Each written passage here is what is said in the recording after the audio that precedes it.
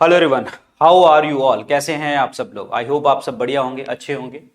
और आज इस वीडियो में हम डिस्कस करने वाले हैं इकोनॉमिक सर्वे एंड बजट 2023 का। वैसे तो 2024 का आने वाला है, लेकिन बहुत सारे स्टूडेंट्स ये कह रहे थे कि सर हमें एक ही वीडियो में, 1-2 घंटे की वीडियो में पूरा का पूरा सर्वे और बजट का चीजें आप बता दीजिए कि जो हमारे एग्जाम में काम आ जाएंगे। क्योंकि अभी जो है बजट आएगा, इकोनॉमिक सर्वे आएगा, 2024 का तो इंपॉर्टेंट है ही है, लेकिन बात यह है कि 23 के भी क्वेश्चन पेपर में पूछे जा सकते हैं। तो this video is for you guys. और आप किसी भी एग्जाम की प्रिपरेशन कर रहे हैं, पीसीएस एग्जाम की प्रिपरेशन कर रहे हैं, आईबी और भी जो भी डिफरेंट अन्य एग्जाम्स हैं, तो अगर आप ये क्लासेस उसके लिए पढ़ रहे हैं, देख रहे हैं, तो आपको ये क्लास हेल्प करेगी और इसको अच्छे से प्रॉपर तरीके से देखना। ठीक है, तो स्टार्ट करते हैं इकोनॉमिक सर्वे एंड बजट के बारे में 2023 का। और इस क्लास को लेके आ रहा हूं मैं, मेरा नाम है डॉक्टर विपिन गोयल, जैसा कि सबको पता है। बाकी सारे अपडेट्स वगैरह जो होते हैं वो टेलीग्राम चैनल के ऊपर आपको मिलते हैं। लेक्चर्स, पीडीएफ वगैरह सब कुछ यहाँ पे आपके साथ शेयर किया जाता है। जो भी चीजें आपके लिए इंपॉर्टेंट होती है मैं यहाँ पे शेयर कर देता हूँ। इंस्टाग्राम के ऊपर आप मुझसे पर्सनली कनेक्ट कर सकते हैं यहाँ पे, और मुझसे कुछ भी अगर आपने पूछना हो तो आप मुझसे पूछ सकते हैं। और अगर आप लोग जो है पीसीएस एग्जाम की आप तैयारी कर रहे हैं, UP PCS, Bihar, Orissa, Assam, Madhya Pradesh, Jammu, Haryana, Punjab PCS की तैयारी कर रहे हैं, तो आप इन बैचेस में एनरोल कर सकते हैं। और इन सभी कोर्सेज के जो लिंक हैं वो डिस्क्रिप्शन और कमेंट सेक्शन में है। अदरवाइज आप स्टडी IQ ऐप और वेबसाइट के ऊपर जाके भी कोर्स परचेज कर सकते हैं। आपको एक कोड यूज करना है, that is VIP live. VIP live, ये कूपन कोड आप यूज करेंगे तो आपको जो है मैक्सिमम डिस्काउंट देखने को मिलेगा। ओके, तो स्टार्ट करते हैं जी आज के इस लेक्चर को। कनेक्ट रहना हमेशा टेलीग्राम चैनल के साथ फर्दर वीडियो के अपडेट्स के लिए। तो स्टार्ट करिए जी। देखिए जी, पहले स्क्रीन के ऊपर चीज हम जो डिस्कस कर रहे हैं, तो देखिए जी स्क्रीन की। तो चलिए जी, यहां पे क्वेश्चन थोड़ा बहुत समझेंगे और बाकी डिटेल में आगे समझेंगे। Who tabled the economic survey for the financial year 2022 and 23 after the president address? देखिए, इकोनॉमिक सर्वे किसने दिया था? और हमेशा जब प्रेसिडेंट एड्रेस कर देते हैं इकोनॉमिक सर्वे में, सबसे पहले प्रेसिडेंट एड्रेस करेंगे, भाई ठीक है, स्वागत करेंगे, सब बातें करेंगे, फिर उसके बाद इकोनॉमिक सर्वे आएगा। तो इकोनॉमिक सर्वे कौन देता है? Who tabled? हमेशा यूनियन फाइनेंस मिनिस्टर जो होते हैं वो इसको टेबल करते हैं, जिनका नाम क्या है? निर्मला सीतारमण जी, अभी हमारे देश की फाइनेंस मिनिस्टर हैं वो। द सेकेंड क्वेश्चन इज, उन्होंने बोला कि हमारे इस सर्वे के अंतर्गत जो आपका इकोनॉमी है वो कितने ग्रो करेगी इन द 2023-24। ध्यान से समझना, यहां पे ईयर देखो 2023-24 में पूछा है, तो कितना ग्रो करेगी? इन्होंने बोला है 6 to 6.8%। इतना ग्रो करेगी, 6 to 6.8%। क्लियर? एंड अगला क्वेश्चन है हमारा जी, अगला क्वेश्चन है व्हाट इज इकोनॉमिक सर्वे? ये तो पता होना चाहिए इकोनॉमिक सर्वे होता क्या है। देखिए, क्या होता है कि जब भी इकोनॉमिक सर्वे आता है उसके पिछले 12 महीने, मतलब अगर लेट सपोज आज आया है, तो आज से पिछले 12 महीने देश ने किस तरीके से काम किया है। ठीक है, इसके अंदर जो है इकोनॉमी के बारे में सब कुछ लिखा होगा कि 12 महीने उन्होंने किस तरीके से काम किया है, और एक आपको आउटलुक दे देगा कि अगले 12 महीने या अगला साल किस तरीके का जाने वाला है। मैंने बोला ये हमें एक रिपोर्ट देती है, एक झलक दिखा देती है क्या, कि जिस दिन इकोनॉमिक सर्वे आया उसके पीछे 12 महीने किस तरीके से देश ने परफॉर्म किया है, और आगे आने वाले अगले आने वाले साल में देश किस तरीके से परफॉर्म करने वाला है। तो ये होता है आपका, that is an economic survey. So ये एक आपका क्या है? एनुअल डॉक्यूमेंट होता है, जिसमें हमारे पिछले 12 साल, अब पिछले 12 महीने और आने वाले 12 महीने के बारे में लिखा होता है। और ये जो ये होता है, ये हमेशा जो बजट होता है आपका, बजट से एक दिन पहले आता है, 1 day before the budget, 1 day before the budget, ये आपका इकोनॉमिक सर्वे आता है। Next, who prepared the economic survey? This is very important question. ये हमेशा हमारे दिमाग में आता है यूनियन फाइनेंस मिनिस्टर, नहीं, ये कौन बनाते हैं? यस, बिल्कुल सही, department of economic affairs. Department of economic affairs जो है इस चीज को बनाता है under the guidance of the chief economic adviser. Chief economic adviser की गाइडेंस में डिपार्टमेंट ऑफ इकोनॉमिक अफेयर्स जो है इस चीज को बनाते हैं, याद रखना। ठीक है, एक क्वेश्चन लिखे, मुझे कमेंट सेक्शन में बाद में लिख के बताना, कमेंट सेक्शन में, who is the chief economic adviser of the country, ये आपका क्वेश्चन है। आप मुझे बाद में कमेंट सेक्शन में लिख के बताना, अगर आपको पता है तो लिख देना, नहीं पता तो अपना साइड पे लिख लीजिए, बाद में आंसर बताना। The first economic survey in India was presented in the year of, पहला जो इकोनॉमिक सर्वे आया था वो कब आया था? यस, बिल्कुल सही, 1950-51 में। 1950-51 में जो है हमारा पहला इकोनॉमिक सर्वे आया था। 1964 तक रेलवे बजट जो होता था हमारा, यस जी, नहीं रेलवे बजट कहां से आ गया, 1964 तक जो है यूनियन बजट और इकोनॉमिक सर्वे ये एक साथ आते थे, ठीक है, एक साथ आते थे। लेकिन 1964 के बाद जो इकोनॉमिक सर्वे है बजट से एक दिन पहले आने लग गया था। ये याद रखना, ये चीज याद रखना। पॉइंट समझ आया तुम्हें? ठीक है, चलिए आगे बढ़ते हैं। तो मेजर हाइलाइट्स क्या है हमारी, ये पढ़ना है, ये पूरा डिटेल में हम समझेंगे, चीजों को अच्छे से समझेंगे, ध्यान से एक एक पॉइंट याद करना। मेजर हाइलाइट्स क्या है? फिस्कल डेफिसिट जो है ये बोल रहे हैं 6.4% of the GDP, this is very important point, ठीक है। CPI inflation 6.8%, very important. WPI inflation is 11.5%, very very important, ये आपको तीनों अच्छे से पता होने चाहिए। इंडस्ट्रियल ग्रोथ रेट में डिप आया है, यानी कि डाउन हुई है। जीडीपी ग्रोथ रेट ये भी डाउन हुआ है। फॉरेन एक्सचेंज रिजर्व ये भी हमारा डाउन हुआ है।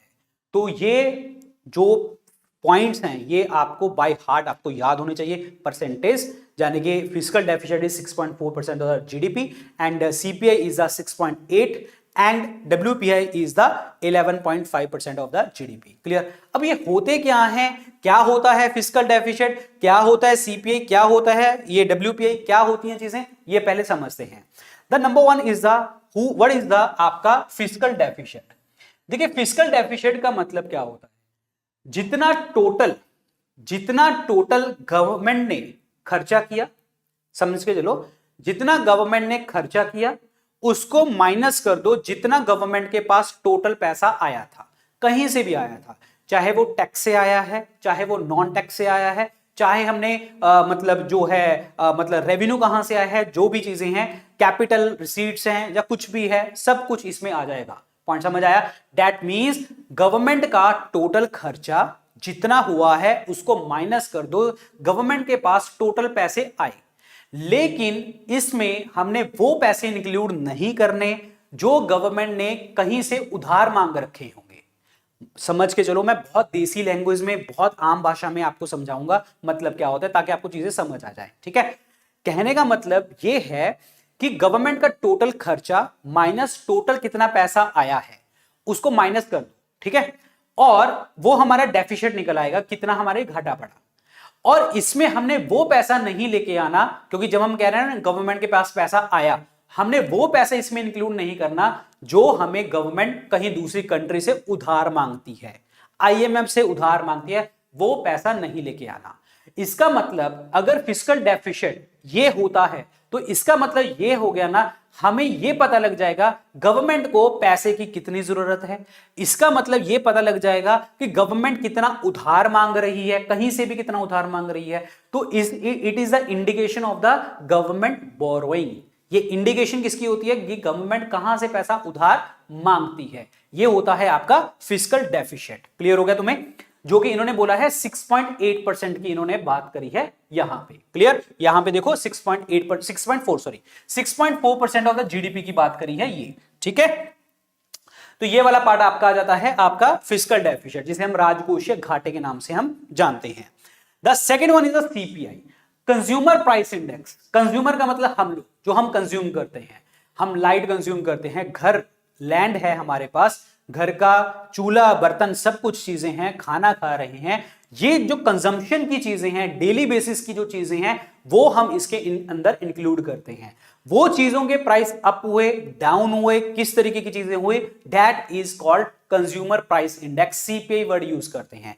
जब इसके प्राइसेस जो हैं बहुत बढ़ने लग जाएंगे तो हम इसको इन्फ्लेशन के नाम से कह देंगे। तो this is the CPI inflation. जो डेली चीजें जो आप यूज कर रहे हैं उनके प्राइसेस बढ़ने लगे तो that is called CPI inflation, उसे हम कहेंगे। Point clear? अब इसको हम ये भी कह सकते हैं, इसको हम रिटेल इन्फ्लेशन भी कह देते हैं। रिटेल इन्फ्लेशन मतलब जो डेली की चीजें आप यूज कर रहे हो, तो that is called retail inflation. Clear? It is a price changes from the perspective of a retail buyer, जो नॉर्मल डेली लाइफ की चीजें यूज करता है, खाना, medical care, education, electronics, consumers, ये जो भी आपके food, beverages, housing, light, cloth, कपड़े वगैरह, फुटवियर वगैरह, ये सब चीजें इसमें हम इंक्लूड कर रहे हैं। और ये कितने परसेंट है? 6.8%। 6.4% of GDP is the fiscal, 6.8 is the आपका दैट इज सीपीआई। क्लियर?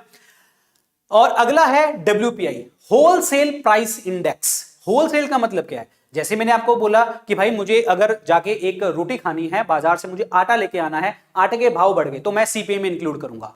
लेकिन एक दुकानदार है, ठीक है, दुकानदार है जो पूरी दुकान चला रहा है, ये होलसेल रखता है सारी चीजें। अब ये होलसेल वाली चीजें हम थोड़ा रख सकते हैं घर में, तो इसका मतलब क्या हुआ, इसमें हम वो चीजें इंक्लूड करेंगे जो होलसेल में खरीदी जाती हैं, that is called wholesale price index. और हमारी जो इंडिया है, पॉपुलेशन है, वो हमें डेली चीजें यूज कर रही है, तभी हम इंडिया में जो इन्फ्लेशन का हम मेजर करते हैं, भाई कितनी महंगाई हो रही है, वो हम सीपीआई से मेजर करते हैं, रिटेल इन्फ्लेशन से, क्योंकि डेली की चीजें वहां पे हैं। हम डब्ल्यूपीआई को इतना यूज नहीं करते। क्लियर? होलसेल प्राइस इंडेक्स को यूज नहीं करते। और ये कितना है? 11.5% हमने देखने को मिला था जीडीपी का। और वही चीज है यहाँ पे, changes in the price of the goods sold and traded in the bulk, wholesale में, बल्क में। क्लियर? बिजनेस की बात आती है यहां पे, और इसको प्रिपेयर कौन पब्लिश कौन करता है? Office of the economic adviser, ministry of commerce and industry. This is very very important point, ये आ जाता है पेपर में। और ये यूज किया जाता है mostly widely used inflation indicator in India, but now it is CPI, only CPI, consumer price index use करते हैं हम लोग। क्लियर हो गया? Now these are the points, these are the major points जो आपको पेपर में पता होना चाहिए। देखिए जी, अब यहां पे लिखा हुआ है फिस्कल डेफिसिट, मैंने आपको बताया राजकोषीय घाटा। अब 21-22 में, 2021-22 में 6.7% था, और 2022-23 में 6.4% आपका देखने को मिल रहा है। तो हमें लास्ट ईयर और इस साल का पता होना चाहिए, तो इस साल का कितना है? 6.4%। फॉरेन एक्सचेंज रिजर्व जो है हमारे, ये भी डिप हुआ है, घटे हैं। 2021-22 में हमारे पास $607 बिलियन था, और इस साल जो है हमारे पास $563 बिलियन है, 563। अब देखो यार, सीधी सी बात है, हमारा फॉरेन रिजर्व घटा क्यों होगा? देखो, कोरोना वाला टाइम चल रहा था, वैक्सीनेशन वाला टाइम चल रहा था, तो ऑब्वियसली बात है पैसे कहां से आएंगे? हर चीजों में पैसे ही लगते हैं। ठीक है, हॉस्पिटल्स बनाई, ऑक्सीजन सिलेंडर्स, ये वो सब, मेडिकल, बहुत सारी चीजें हमारी हुई, तो इसके कारण हमें ये घाटा देखने को मिला, फॉरेन एक्सचेंज रिजर्व में घाटा देखने को मिला। तो that is $563 billion. Clear? Agriculture और allied activities, what is the meaning of agriculture and allied activities? Agriculture हो गया जिसे हम प्राइमरी सेक्टर कहते हैं, fishery, dairy farming, animal husbandry, ये सब चीजें इसमें आ जाती हैं। क्लियर? तो इसमें हमारी जो ग्रोथ थी वो 2021 में 3% थी, और इस बार 22 एंड 23 में 3.5%। दैट मीन्स इसमें हमें ग्रोथ देखने को मिली है, क्योंकि यहां पे लोगों ने प्राइवेट इन्वेस्टमेंट भी किया है, वो हम आगे डिटेल में पढ़ेंगे। लेकिन इस बार एग्रीकल्चर कितना गया है? 3.5%, 3.5%। This is very important. और लास्ट ईयर कितना था? ओनली 3%। क्लियर? नाउ इन्फ्लेशन की अगर हम बात करते हैं, सीपीआई की बात करेंगे, क्योंकि हमारे इंडिया में मेनली सीपीआई हम बात करते हैं, तो सीपीआई कितना है? 6.8% ऑफ द जीडीपी। लेकिन लास्ट ईयर कितना था? लास्ट ईयर था ओनली 5.5। क्यों? रीजन, महंगाई हुई क्यों? अगेन भाई, ग्रोथ ही नहीं थी, काम ही नहीं था, बिजनेस नहीं था, अनएम्प्लॉयमेंट जो थी बहुत ज्यादा हाई लेवल पे चल रही थी, चीजों की प्रोडक्शन नहीं थी, पूरा देश बंद पड़े थे। ठीक है, तो ऑब्वियसली बात है, धीरे धीरे धीरे चीजें आपकी मतलब अच्छी होनी स्टार्ट होंगी, अच्छी होनी स्टार्ट होंगी। क्लियर? लेकिन फिर भी कितनी है? 6.8% आपका देखने को मिला। होलसेल प्राइस इंडेक्स आपका कम हुआ, यहां पे लास्ट ईयर कितना था? 13%, और इस बार कितना है? 11.5% आपको देखने को मिला। सो this is very important point. Clear? ये याद रखना। अब बात करते हैं जीडीपी ग्रोथ की। GDP growth rate last year कितना था? 2022-23 का 7% था, और इस बार कितना है? 6.8%। तो इसका मतलब जीडीपी ग्रोथ में भी डिप देखने को हमें मिलेगा। यहां पे जीडीपी का मतलब क्या होता है? हमारे देश के अंदर जो भी चीजें हम प्रोडक्शन कर रहे हैं, मतलब टोटल प्रोडक्शन फाइनल गुड्स और सर्विसेज की एक साल में, वो होती है जीडीपी। तो जीडीपी में भी हमें घाटा देखने को मिला, 6 to 6.8, मतलब लास्ट ईयर 7 और इस बार 6 से 6.8, दिस इज डाउन। अब ऐसे ही सर्विस सेक्टर की अगर मैं बात करता हूं तो यहां पे 8.4 और यहां पे 9.1%, तो इसका मतलब यहां पे हमें ग्रोथ देखने को मिलेगी। और इंडस्ट्री में तो यार देखो बुरा हाल चल रहा है, यहां पे 10.3% एंड यहां पे 4.1%, मतलब घाटा, हमारे इंडस्ट्री में घाटा 4.1 ओनली, हम समझ रहे हो। तो इंडस्ट्रियल ग्रोथ में भी आपका डिप देखने को हमें मिला है यहां पे। तो इसका मतलब यहां पे देखो डिप हमें मेन कहां पे देखने को मिला, हर चीज में हमें डिप देखने को मिला है। फिस्कल डेफिसिट हमारा जो है थोड़ा सा कम हुआ है, फॉरेन एक्सचेंज रिजर्व कम हुआ, एग्रीकल्चर में ग्रोथ देखने को मिली, इंडस्ट्री कम हुई, सर्विस में ग्रोथ देखने को मिली, जीडीपी ग्रोथ रेट कम हुई, सीपीआई जो है आपका वो भी बढ़ा, मतलब इन्फ्लेशन जो है वो भी बढ़ी। So these are very important points जो है यहां पे पता होने चाहिए। नाउ अब यहां पे चीजें बहुत क्लियर से समझ के चलना, यहां पे पूरा जो अभी हम लेक्चर पढ़ेंगे टोटली जो है आपका एग्जाम बेस्ड चीजें आपकी आएंगी यहां पे। ऑलरेडी जो ये डेटा मैंने आपको समझाया है ये भी आपका क्या है पूरा जी, ठीक है। तो अब पढ़ते हैं आगे।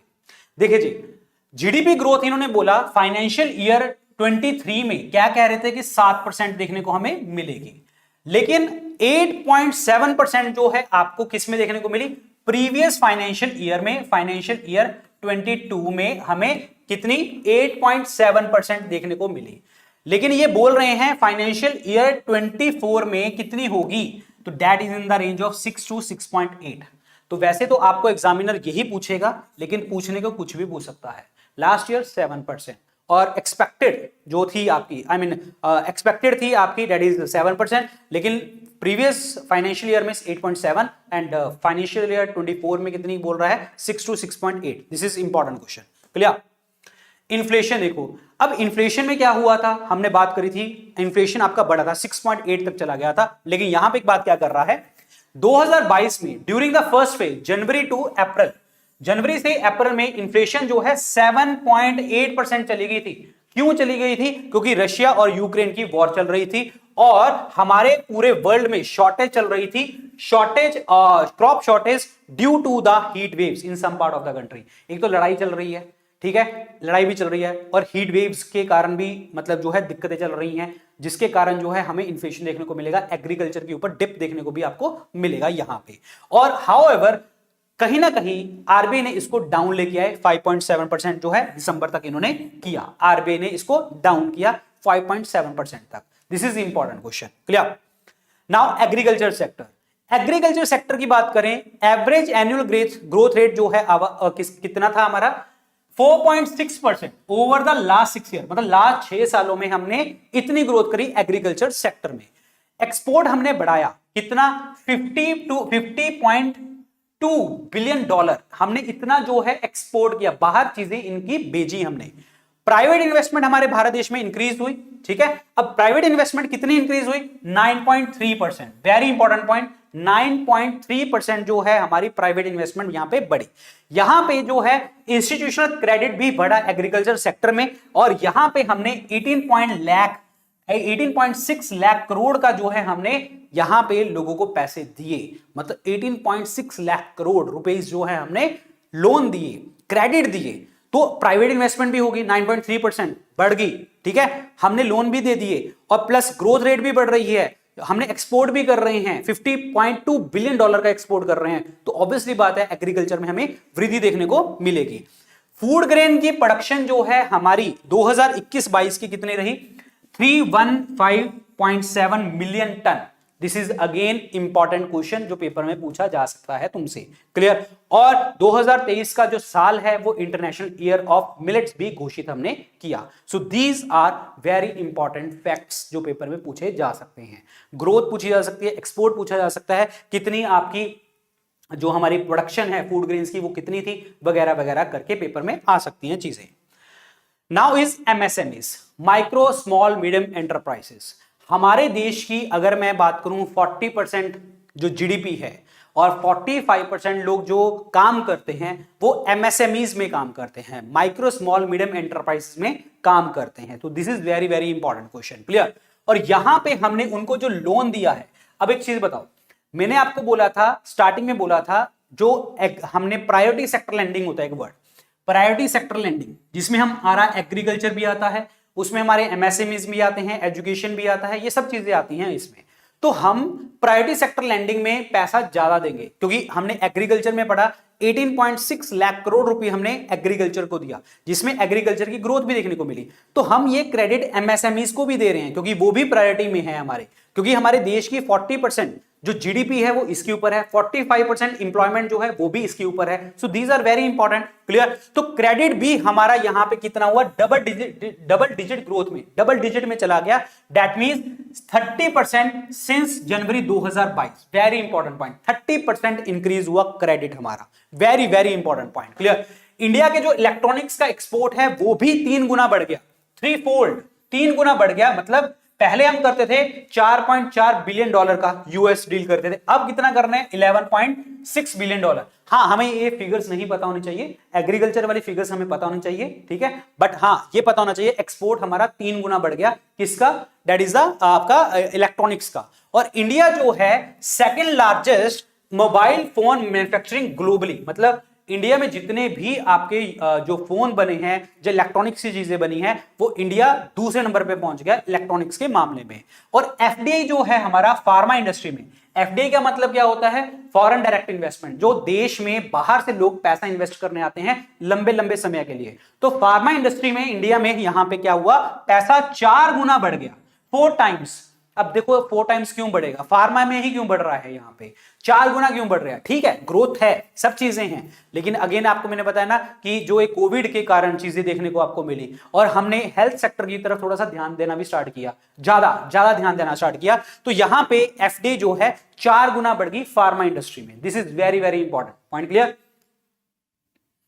ठीक है। तो 4 गुना आपका जो है ये सब चीजें बढ़ जाती हैं। और इसमें पहले हमारा 180 जो है मिलियन डॉलर इतना था, अब 699 मिलियन डॉलर जो है इतना जो है ग्रोथ देखने को हमें मिली। सर्विस सेक्टर में हम बात कर रहे हैं 9.1% financial year 23 compare to 8.4 in the financial year 2022, यानी कि आपकी जो ग्रोथ एक्सपेक्टेड है वो 9.1% ग्रोथ एक्सपेक्टेड की बात यहां पे कर रहे हैं, क्लियर।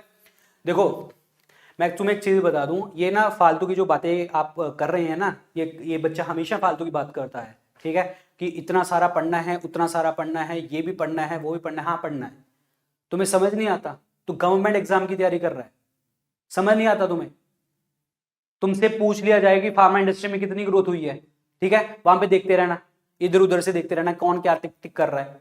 जब पूछने के लिए वहां, अरे बता दो यार, बता दो कितना ग्रोथ हुआ, तुमसे पूछ के पूछेगा एग्जामिनर, समझ नहीं आता तुम्हें। फिर मैसेज, पर्सनल मैसेज भी करते हो, सर हमें ब्लॉक ना करो, सर हमें ये ना करो, सर हमें ये ना करो।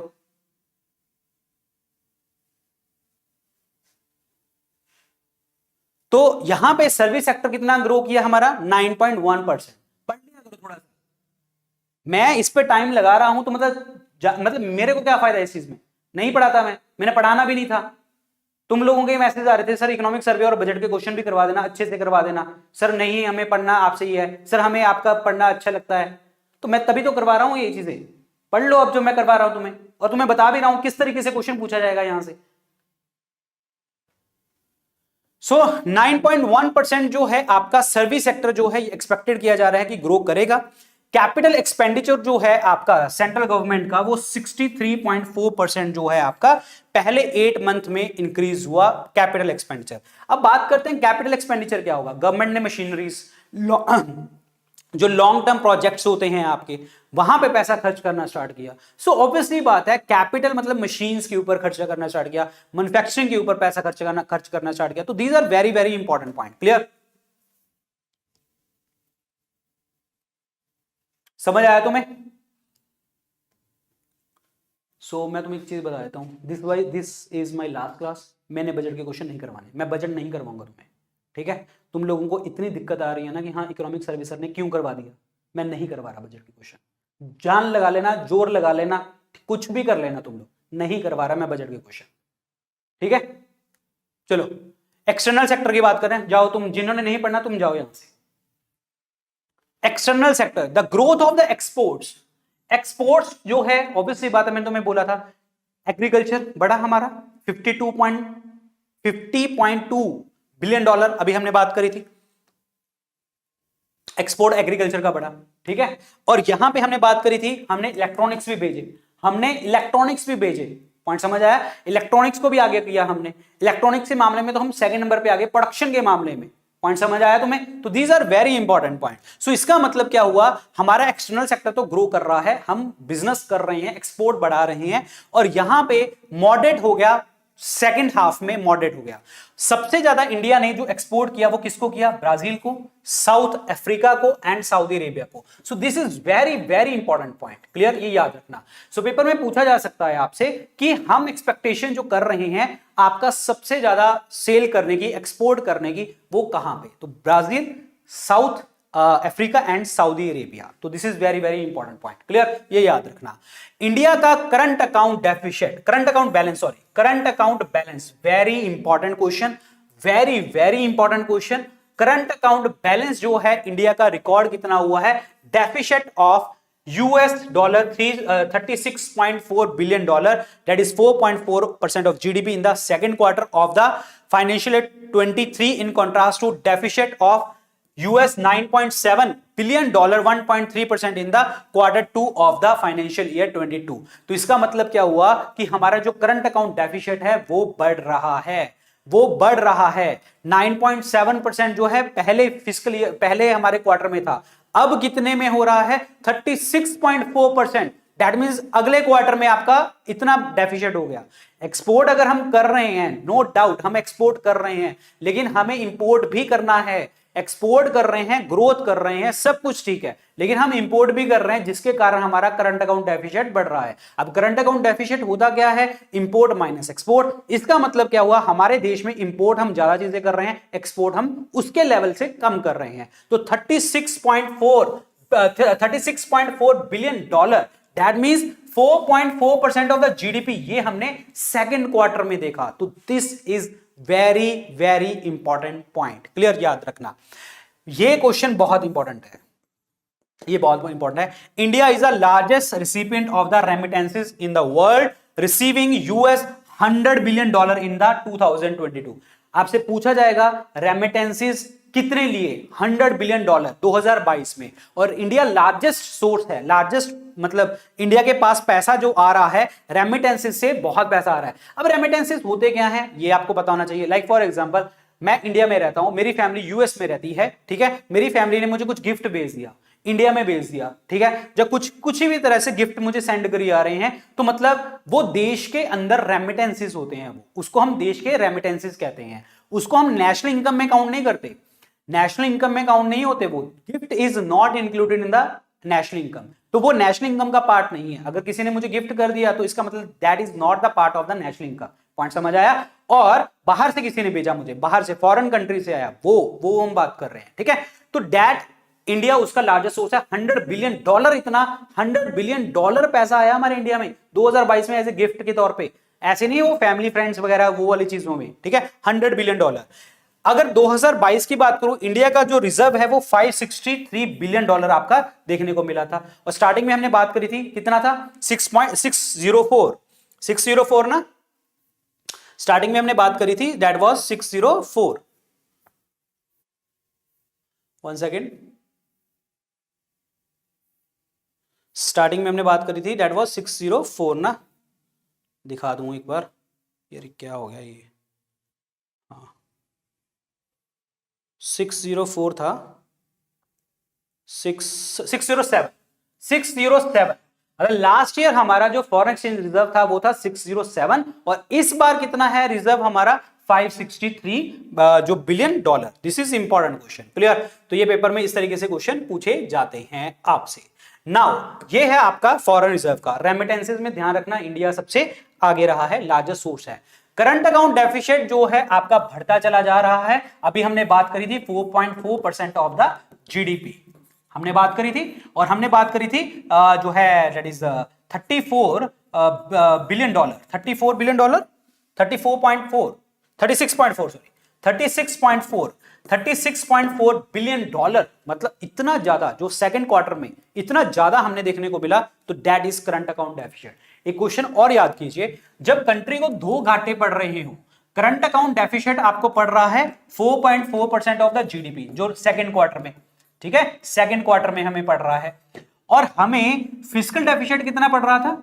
फिस्कल डेफिसिट पड़ रहा था 6.4% ऑफ द जीडीपी। जब आप दोनों घाटे में चल रहे हो ना, करंट अकाउंट डेफिसिट और फिस्कल डेफिसिट, जब कंट्री दो घाटों में चलती है लगातार, तो इसका मतलब क्या हुआ कि यहां पे कंट्री को क्या पड़ जाता है? ट्विन डेफिसिट, मतलब दो बार घाटे, ट्विन डेफिसिट बोला जाता है। तो पेपर में इस तरीके का क्वेश्चन भी पूछा जा सकता है कि what is the meaning of twin deficit. तो आप कहेंगे जब किसी कंट्री को करंट अकाउंट डेफिसिट भी पड़ जाए और प्लस फिस्कल डेफिसिट भी पड़ जाए, तो उसको हम क्या कहते हैं? ट्विन डेफिसिट कहते हैं। सेम कंट्री को दो घाटे करंट अकाउंट में भी, तो इसका मतलब यहां पे हम क्या कर रहे हैं? इंपोर्ट हमारे भारत देश में चल रहा है ज्यादा, ठीक है। और फिस्कल डेफिसिट का मतलब क्या है कि हमें कंट्री को चाहिए बोरिंग, मतलब पैसे चाहिए, तो मतलब हमें डबल टाइप में घाटे में चल रहे हैं, डबल घाटे में चल रहे हैं हम लोग। पॉइंट समझ आया तुम्हें? ये दिस इज वेरी इंपॉर्टेंट। अब ये है कुछ मिसलिनियस पॉइंट्स जो पता होने चाहिए तुम्हें। अब जीएसटी जो है उसकी ग्रोथ देखने को मिली हमें 24.8%, मतलब जो इनडायरेक्ट टैक्स है आपका, इनडायरेक्ट टैक्स 24.8% बढ़ा अप्रैल से दिसंबर तक। नॉन परफॉर्मिंग एसेट रेशियो जो है आपकी कमर्शियल बैंक्स में, ये आपकी कम हुई, that is the 5%, low of the 5%। This is the important one, clear. ये आप कहेंगे कि सर अब ये क्या है? नॉन परफॉर्मिंग एसेट्स का मतलब क्या होता है? Bad assets, bad loans. जैसे लोन लेके चला गया कोई बंदा और उसके बाद जो है उसने पैसे नहीं चुकाए, ठीक है, तो उसने पैसे नहीं चुकाए, तो नॉन परफॉर्मिंग एसेट्स हो जाते हैं, और ये हमारे कम हुए, ठीक है, और हमारे कम हुए, और हमारे आरबीआई ने एक्शंस लिए, हमारे आरबीआई ने एक्शंस लिए, जो आपका इंसॉल्वेंसी वाला जो एक्ट है ना, उसके अकॉर्डिंग जो है उसकी प्रॉपर्टीज को बेचा या किसी भी तरीके से हमने उन लोगों से पैसा निकलवाया। So this is very very important point, clear, ये याद रखना जी, this is very important point, clear. Fiscal year 23 में गवर्नमेंट की स्पेंडिंग जो है हेल्थ सेक्टर के ऊपर, ये हेल्थ सेक्टर का बड़ा इंपॉर्टेंट क्वेश्चन होता है, 2.1% of the GDP, very very important point, 2.1% of the GDP. Unemployment rate जो है कम हुआ, that is 5.8% in 2018-19 to 4.2% in the 2021, मतलब अनएम्प्लॉयमेंट भी कम हुई। जैसे ही देश खुला, काम मिलना लग गया, क्योंकि पहले तो हम कोविड में चल रहे थे, मैंने आपको बोला था सब कुछ बंद हो गया, लेबर क्लास सब कुछ बंद हो गया, ठीक है। तो अब जैसे ही देश खुला है, धीरे धीरे लोगों को काम मिलना स्टार्ट हो गया, और अनएम्प्लॉयमेंट का जो लेवल है वो धीरे धीरे डाउन होना स्टार्ट हो गया। सो this is very very important point, clear. So 2.1% GDP का हमारा हेल्थ सेक्टर के ऊपर देखने को हमें मिला। गवर्नमेंट के बहुत सारे जो है आपके सोशल इंफ्रास्ट्रक्चर और इंप्लॉयमेंट में बहुत अच्छी चीजें देखने को मिली। यहां पे गवर्नमेंट ने एक्सपेंडिचर बढ़ाया क्वालिटी ऑफ लाइफ को बढ़ाने के लिए। अब क्वालिटी ऑफ लाइफ क्या है? अगेन स्कूल एजुकेशन प्रॉपर तरीके से आपको प्रोवाइड करना, हेल्थ सेक्टर के ऊपर पैसा खर्च करना, और प्लस जो आपकी घर की छत होनी चाहिए, रूफ होना चाहिए, और घर में जो चीजें आपको नॉर्मल चाहिए होती हैं वो आपको चाहिए। तो ये सारी चीजें यहां पे देखने को आपको मिली। और यहां पे 14,500 prime minister PM Shri school जो है आपके बनाए गए। अब ये क्या है? That is prime minister schools for rising India, मतलब सीधी सी बात है, बच्चों की शिक्षा के ऊपर हम पैसा खर्च करने की बात कर रहे हैं। 14,500 ये स्कूल्स बनाने की बात करी गई। आईआईटीज, आईआईएम एंड आईआईटीज को जो है आपकी बढ़ाने की बात करी गई यहां पे। अर्बन एम्प्लॉयमेंट जो है आपका प्री पेंडेमिक लेवल, यानी कि जो पेंडेमिक से पहले था उतना, मतलब कहने का मतलब यह है कि जब पेंडेमिक हो गया था तो अनएम्प्लॉयमेंट रेट बहुत बढ़ गया था, अब अनएम्प्लॉयमेंट को हम कम करते चले जा रहे हैं। और जो है आपका एम्प्लॉयमेंट प्रोविडेंट फंड जो है आपका 105.4 लाख इन the financial year 23 till now, मतलब ये पैसा जो प्रोविडेंट फंड्स में आपका ये इतना राइज हुआ 105.4 लाख इन द फाइनेंशियल ईयर 23।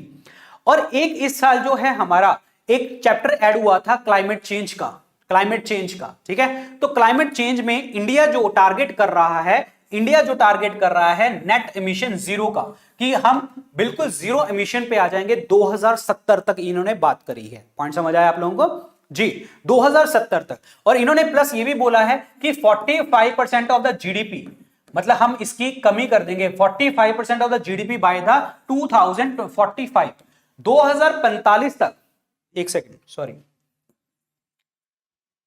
2030 तक ये क्वेश्चन इंपॉर्टेंट है यार, ठीक है, समझ लेना अच्छे से।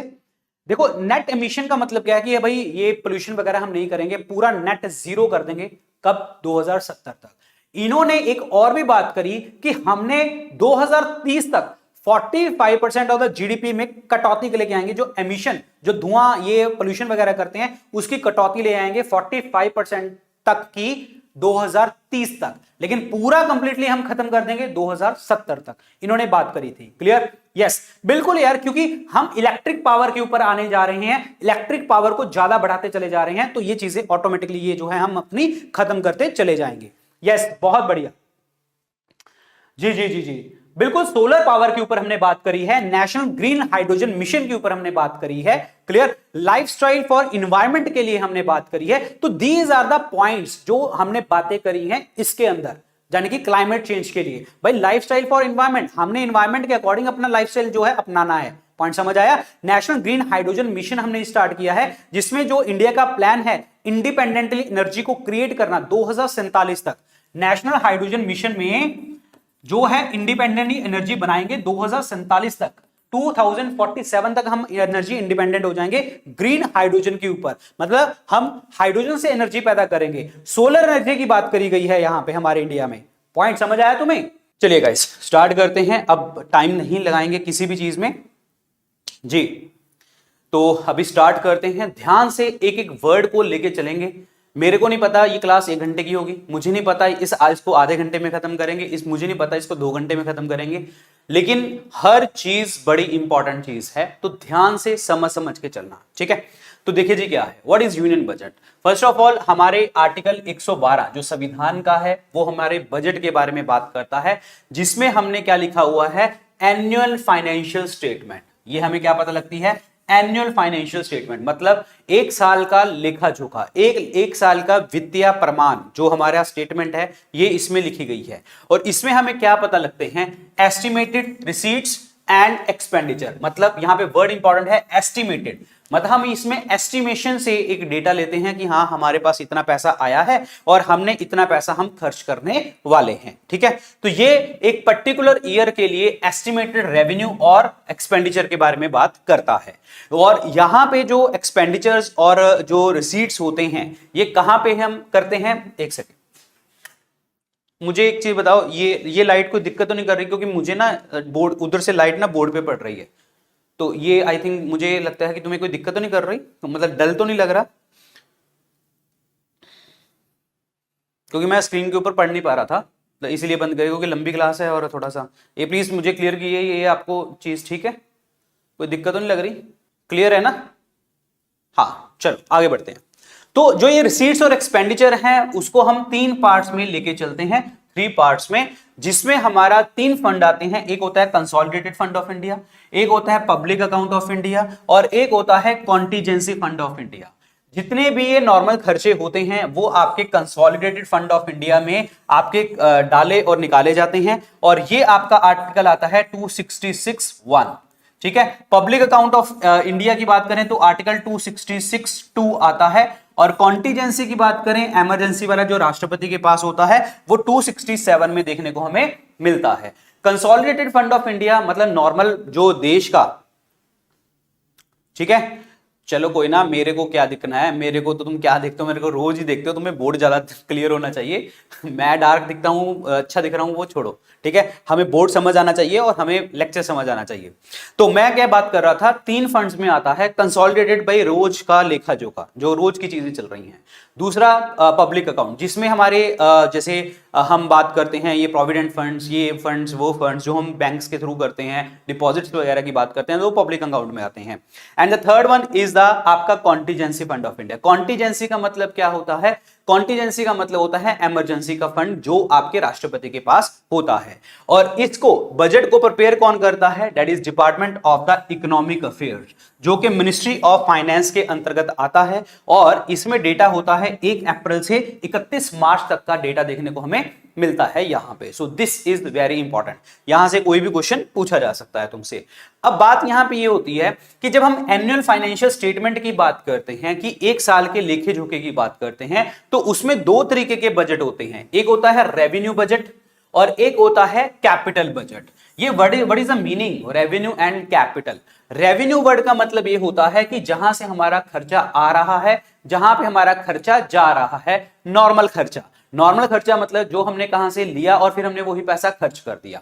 कैपिटल बजट का मतलब होता है जब हम लॉन्ग टर्म फंड्स की बात करते हैं, जहां पे बड़े बड़े पैसे लगते हैं, जहां से बड़ा बड़ा खर्चा लगता है, जहां से बड़े बड़े पैसे आते हैं। बड़े बड़े मतलब अमाउंट की बात कर रहा हूं मैं, करोड़ों में बात कर रहा हूं, जैसे 50,000 करोड़, 10,000 करोड़, 20,000 करोड़, वो होता है आपका कैपिटल बजट का हिस्सा होता है। क्लियर? अब यहां पे देखें, अगर रेवेन्यू रिसीट्स, जो रेवेन्यू आता है वो दो जगह से आता है, एक तो टैक्स आइटम से और एक आता है नॉन टैक्स आइटम से। अब टैक्स आइटम कौन सी होगी? डायरेक्ट टैक्स और इनडायरेक्ट टैक्स। क्लियर? लेकिन नॉन टैक्स कौन सा हो गया? जो पीएसयू, पब्लिक सेक्टर यूनिट, जो प्रॉफिट है वो इंटरेस्ट और लोन। भाई किसी को हमने पैसा दे रखा था, उससे इंटरेस्ट आ गया, जो हमने किसी को लोन दे लिया, उसके ब्याज आ गए, तो वो सब चीजें जो हैं आपकी इसमें आ जाएंगी, आपकी नॉन टैक्स रेवेन्यू में। तो ये ध्यान रखना, पेपर में इस तरीके के क्वेश्चन पूछे जाते हैं, टैक्स और नॉन टैक्स क्या चीजें होती हैं। नाउ इस जो पैसा हमारे पास आया रेवेन्यू का, उसका खर्चा कहां पे होता है? उसका खर्चा कहां पे होता है? सब्सिडीज में, गवर्नमेंट कोई ना कोई छूट देती रहती है, सैलरीज में, पेंशन्स में, इंटरेस्ट पेमेंट्स में। ऑब्वियसली बात है ये वो खर्चा है जो हमें कभी भी दिखता नहीं है। सो ये वो खर्चा है जो कि आपका नॉन प्लान खर्चा होता है, जिसको गवर्नमेंट कभी भी प्लान करके नहीं चलती। लाइक फॉर एग्जांपल, अब एक चीज बताओ, सैलरीज जो है फिक्स करके चल सकते हैं, पेंशन फिक्स करके चल सकते हैं। हमें क्या पता कितने लोग रिटायरमेंट लेंगे, कितने लोग जो है आज ज्वाइन करेंगे, हमें नहीं पता। हमें नहीं पता कि हाँ हम जो वर्ल्ड बैंक है और जो आपका आईएमएफ है या कोई भी कंट्री है, उससे हम कितना लोन लेने वाले हैं। ठीक है, हमें यह भी नहीं पता कि जब लोन, तो ठीक है भाई, ठीक है लोन कितना लेने वाले हैं वो तो ठीक है, हमें जब वो पता ही नहीं है तो हम इंटरेस्ट को कैसे मतलब कर सकते हैं? तो that is the non plan and that is the आपका रेवेन्यू एक्सपेंडिचर होता है। ठीक है, अब बात करते हैं कैपिटल रिसीट्स की, मतलब बड़ा पैसा कहां से आएगा? Number one is the disinvestment proceeds. अब डिसइन्वेस्टमेंट का मतलब क्या हो गया? डिसइन्वेस्टमेंट का मतलब ये होता है कि लाइक फॉर एग्जांपल, अगर गवर्नमेंट की पीएसयू है, यानी कि पब्लिक सेक्टर यूनिट है, हम कहते हैं ना कि हमने उसके अंदर जो है प्राइवेट सेक्टर को डाल दिया, तो प्राइवेट सेक्टर को कुछ हिस्सा बेच दिया। ठीक है, पब्लिक प्राइवेट पार्टनरशिप हमने कर ली, तो वो जो चीज होती है दैट इज कॉल्ड डिसइन्वेस्टमेंट होती है। क्लियर? या फिर आपने बोरोइंग्स, या तो किसी से उधार मांगे, आईएमएफ से पैसा मांगा, वर्ल्ड बैंक से मांगा, यूएस से मांगा, चाइना, जापान, किसी भी कंट्री से आपने मांगा, तो वो आपका बोरिंग में आ जाएगा। Clear? Recovery of the past loans, तो दैट मींस अगर हमने किसी लाइक फॉर एग्जांपल नेपाल जैसे, भूटान जैसे कंट्री को पैसा दे रखा था, बहुत सारा पैसा दे रखा था, 4,000 करोड़ 5,000 करोड़ दे रखा था, वो पैसा वापस आ गया हमारा, तो वो अगर हम लोन रिकवर कर रहे हैं तो वो किस में आ जाएगा? कैपिटल रिसीट्स में आ जाएगा, क्योंकि लॉन्ग टर्म फंड्स की बात है, लंबे समय से हमने पैसा जो है यहां पे नहीं किया था। Clear? Next is the capital expenditure. अब एक्सपेंडिचर वो खर्चा होगा लॉन्ग टर्म वाला, लंबा खर्चा होगा। लंबा खर्चा मतलब क्या है? ये देश के लिए एसेट क्रिएट करके जाएंगे। एसेट का मतलब क्या है? जो हमारे पास पैसा रह जाएगा, जो चीज हमारे पास रह जाएगी। फॉर एग्जांपल, अभी जिस मोबाइल से आप देख रहे हो वो आपका एसेट है, जिस घर में आप रह रहे हो वो आपके मतलब घर वालों का एसेट है, घर में गाड़ी है वो एसेट है। ठीक है, तो ये जो चीजें आपकी होती हैं वो एसेट हो जाती हैं। तो इसी में कैपिटल एक्सपेंडिचर क्या होगा? जो भी हम इंफ्रास्ट्रक्चर के ऊपर पैसा खर्च करेंगे, इंफ्रास्ट्रक्चर का मतलब रोड्स हो गए, हॉस्पिटल्स हो गए, रेलवे हो गया, कुछ भी इस तरीके का पैसा, ये पैसा जो आएगा आपका किस में आ जाएगा? कैपिटल एक्सपेंडिचर में आ जाएगा। एसेट क्रिएशन, मैंने आपको बोला था ना कि लाइक फॉर एग्जांपल, अगर हमने कोई हॉस्पिटल बना दिया, गवर्नमेंट हॉस्पिटल बना दिया, हमने आज पैसे लगाए, वो अलग बात है भाई, 10 साल चलेगा, 50 साल चलेगा, 100 साल चलेगा, हमें नहीं पता वो बिल्डिंग कितने साल चलेगी, लेकिन उतने सालों के लिए वो बिल्डिंग तो खड़ी होगी ना, वो हमारे लिए क्या बन गया? एसेट बन गया ना, तो वो एसेट क्रिएशन हो जाएगा। Loans to the state, loans to the state. अब एक चीज बताओ, स्टेट को अगर हम पैसा देते हैं तो ऐसा तो है नहीं कि आज पैसा दे दिया और कल पैसा मांग लिया, जब 15 दिन के बाद पैसा मांग लिया, तो वो भी लंबे लंबे समय के लिए पैसा जाता है। तो वो सारी चीजें किसमें आती हैं? कैपिटल एक्सपेंडिचर में आती हैं। ये वर्ड जो मैंने तुम्हें पहले मैं समझा रहा हूं, ये वर्ड्स अगर आपको समझ आ गए ना, तो आपको अंदर वाले वर्ड्स बहुत इजी लगेंगे। अच्छा, मतलब मैं कहूंगा रेवेन्यू बजट इतना है या रेवेन्यू एक्सपेंडिचर इतना है, तो तुम्हें दिमाग में आना ही नहीं चाहिए कि रेवेन्यू एक्सपेंडिचर होता क्या है। नहीं तो काफी बच्चे यही कंफ्यूज होते रहते हैं कि रेवेन्यू एक्सपेंडिचर का मतलब क्या है, रट्टे ही मारते रहते हैं। लेकिन तुम्हें ये पहले पता होना चाहिए रेवेन्यू एक्सपेंडिचर क्या होता है और रिसीट्स क्या होती हैं, कैपिटल बजट क्या होता है, रेवेन्यू बजट क्या होता है, ये सब चीजें। ठीक है, ये टर्म्स अगर आपको क्लियर होती चली जाएंगी तो ये चीजें आगे क्लियर होती चली जाएंगी आपको। अब ये कुछ टाइप के घाटे जो हम आगे डिस्कस भी करेंगे, भाई इतना घाटा पड़ गया, इतना घाटा पड़ गया, ठीक है। तो अब बात करते हैं यहां पे आपका बजट डेफिसिट के ऊपर। बजट डेफिसिट का मतलब क्या होता है? जो सरकार का पूरा खर्चा है। देखो डेफिसिट वर्ड का मतलब होता है घाटा, किसी चीज का घाटा पड़ना, ठीक है। अब पूरा पैसा जितना हमारे पास आया था और उससे हमने ज्यादा पैसा खर्च कर दिया, दैट मींस जहां पे आपका टोटल एक्सपेंडिचर जो होगा, यानी कि टोटल खर्चा जो होगा ना, वो बढ़ जाएगा किससे? जो भी आपके पास पैसा आया था, that means the total expenditure and the total receives. अब यहां पे टोटल वर्ड का मतलब क्या हो गया? यहां पे आप समझिए, एक तो रेवेन्यू एक्सपेंडिचर हो गया प्लस आपका कैपिटल एक्सपेंडिचर हो गया, ठीक है। और यहां पे टोटल रिसीट्स का मतलब क्या हो गया? रेवेन्यू जो है आपका रिसीट्स प्लस कैपिटल रिसीट्स, जो भी हमने डिस्कस किए थे। पॉइंट समझ आया तुम्हें? पॉइंट समझ आया? चलिए आगे बढ़ते हैं। फिस्कल डेफिसिट का मतलब क्या होता है? फिस्कल डेफिसिट, देखो मैं इसको हिंदी में बोलते हैं राजकोषीय घाटा, ठीक है। राजकोषीय घाटा वर्ड यूज करते हैं। अब मैं तुम्हें एक चीज बताता हूं, ये फिस्कल डेफिसिट गवर्नमेंट का अपना डेफिसिट होता है, अपना डेफिसिट होता है, ठीक है। और इसमें भी हम सारे की सारी चीजें, ये जो डिफरेंस है ना, ये ऊपर वाला, ये सारा का सारा यही लेते हैं, same difference between the total expenditure and total receipts, ठीक है। लेकिन अगर हम इस चीज से माइनस कर दे borrowing of the government, borrowing of the government of India, मतलब जो पैसा हमने गवर्नमेंट ऑफ इंडिया उधार मांग रही है, तो दैट मींस हम इसको ऐसे भी कह सकते हैं कि अगर हम बजट डेफिसिट से माइनस कर दें, क्या? दैट इज आपकी borrowing of the government. Budget deficit से माइनस कर दे जो गवर्नमेंट पैसा उधार मांग रही है, तो उसको हम क्या कहते हैं? फिस्कल डेफिसिट के नाम से हम जानते हैं। तो इसका मतलब यह हुआ कि फिस्कल डेफिसिट हमें किस चीज के बारे में बताता है? कि गवर्नमेंट इस साल कितना पैसा उधार मांगेगी, जो कितना पैसा उधार मांगने के लिए तैयार बैठी है। पॉइंट समझ आया तुम्हें? तो इसका मतलब ये borrowing of the government of India, इस चीज का पता हमें किस घाटे से पता लगता है? दैट इज कॉल्ड आपका फिस्कल डेफिसिट से लगता है। पॉइंट समझ आया? सो this is very very important. Clear? Revenue deficit, अब आप दिमाग लगाओ, रेवेन्यू डेफिसिट क्या होगा? जो रेवेन्यू एक्सपेंडिचर था वो बढ़ गया रेवेन्यू रिसीट से। वो रेवेन्यू एक्सपेंडिचर कहां पे था भाई? जो सब्सिडीज, नॉन प्लान चीजें हैं, सब्सिडीज के ऊपर पैसा खर्च कर दिया, जो है आपका ये जो है पेंशन के ऊपर, सैलरीज के ऊपर पैसा खर्च कर दिया, ये सारे खर्चे ज्यादा बढ़ गए। माइनस किया रिसीट्स, जो पैसा आएगा टैक्स और नॉन टैक्स आइटम से। क्लियर? थर्ड है प्राइमरी डेफिसिट। प्राइमरी डेफिसिट का मतलब होता है प्राथमिक घाटा, प्राथमिक घाटा। इसको निकालने के लिए हम क्या करते हैं? फिस्कल डेफिसिट माइनस जो है आपका इंटरेस्ट पेमेंट। अगर हमने फिस्कल डेफिसिट से इंटरेस्ट पेमेंट को माइनस कर दिया, तो वो घाटा जो पड़ेगा वो पड़ेगा आपका प्राइमरी डेफिसिट। क्या पड़ेगा? आपका प्राइमरी डेफिसिट, उसको घाटा पड़ेगा। नेक्स्ट है आपका effective revenue deficit. Effective revenue deficit का मतलब क्या हुआ? Revenue deficit minus grants for the creation of the capital asset. ध्यान से समझो, हमने पढ़ा primary deficit, fiscal deficit minus interest payment, ठीक है। अब हम पढ़ रहे हैं आपका topic that is effective revenue deficit, जो कि पेपर में बहुत बार पूछा जाता है। अब इसमें हमने क्या किया? रेवेन्यू डेफिसिट माइनस ऐसे पैसे जो कि आपके कैपिटल एसेट्स बनाएंगे, उसको हम क्या कहेंगे? इफेक्टिव रेवेन्यू डेफिसिट कहेंगे। ये वर्ड्स क्लियर है तुम्हें? ये वर्ड्स क्लियर है तुम्हें? ये वर्ड्स क्लियर हैं तुम्हें? ये सारी चीजें वर्ड्स क्लियर हैं? ठीक है, तो ध्यान से समझ के चलना है ये चीजें, क्योंकि अभी ये इन्हीं वर्ड्स का इस्तेमाल होगा आगे जाके, ताकि तुम कंफ्यूज ना हो जाएं कि ये क्या होता है, ये क्या होता है, ये क्या होता है। बाकी इसकी पीडीएफ में आपको दे दूंगा ताकि आपको समझ आ जाए, ठीक है। नाउ ये कुछ अचीवमेंट्स हैं 2014 से, और ये कुछ आगे आपके बजट के अंदर क्या क्या चीजें लिखी गई हैं वो हम बात करेंगे।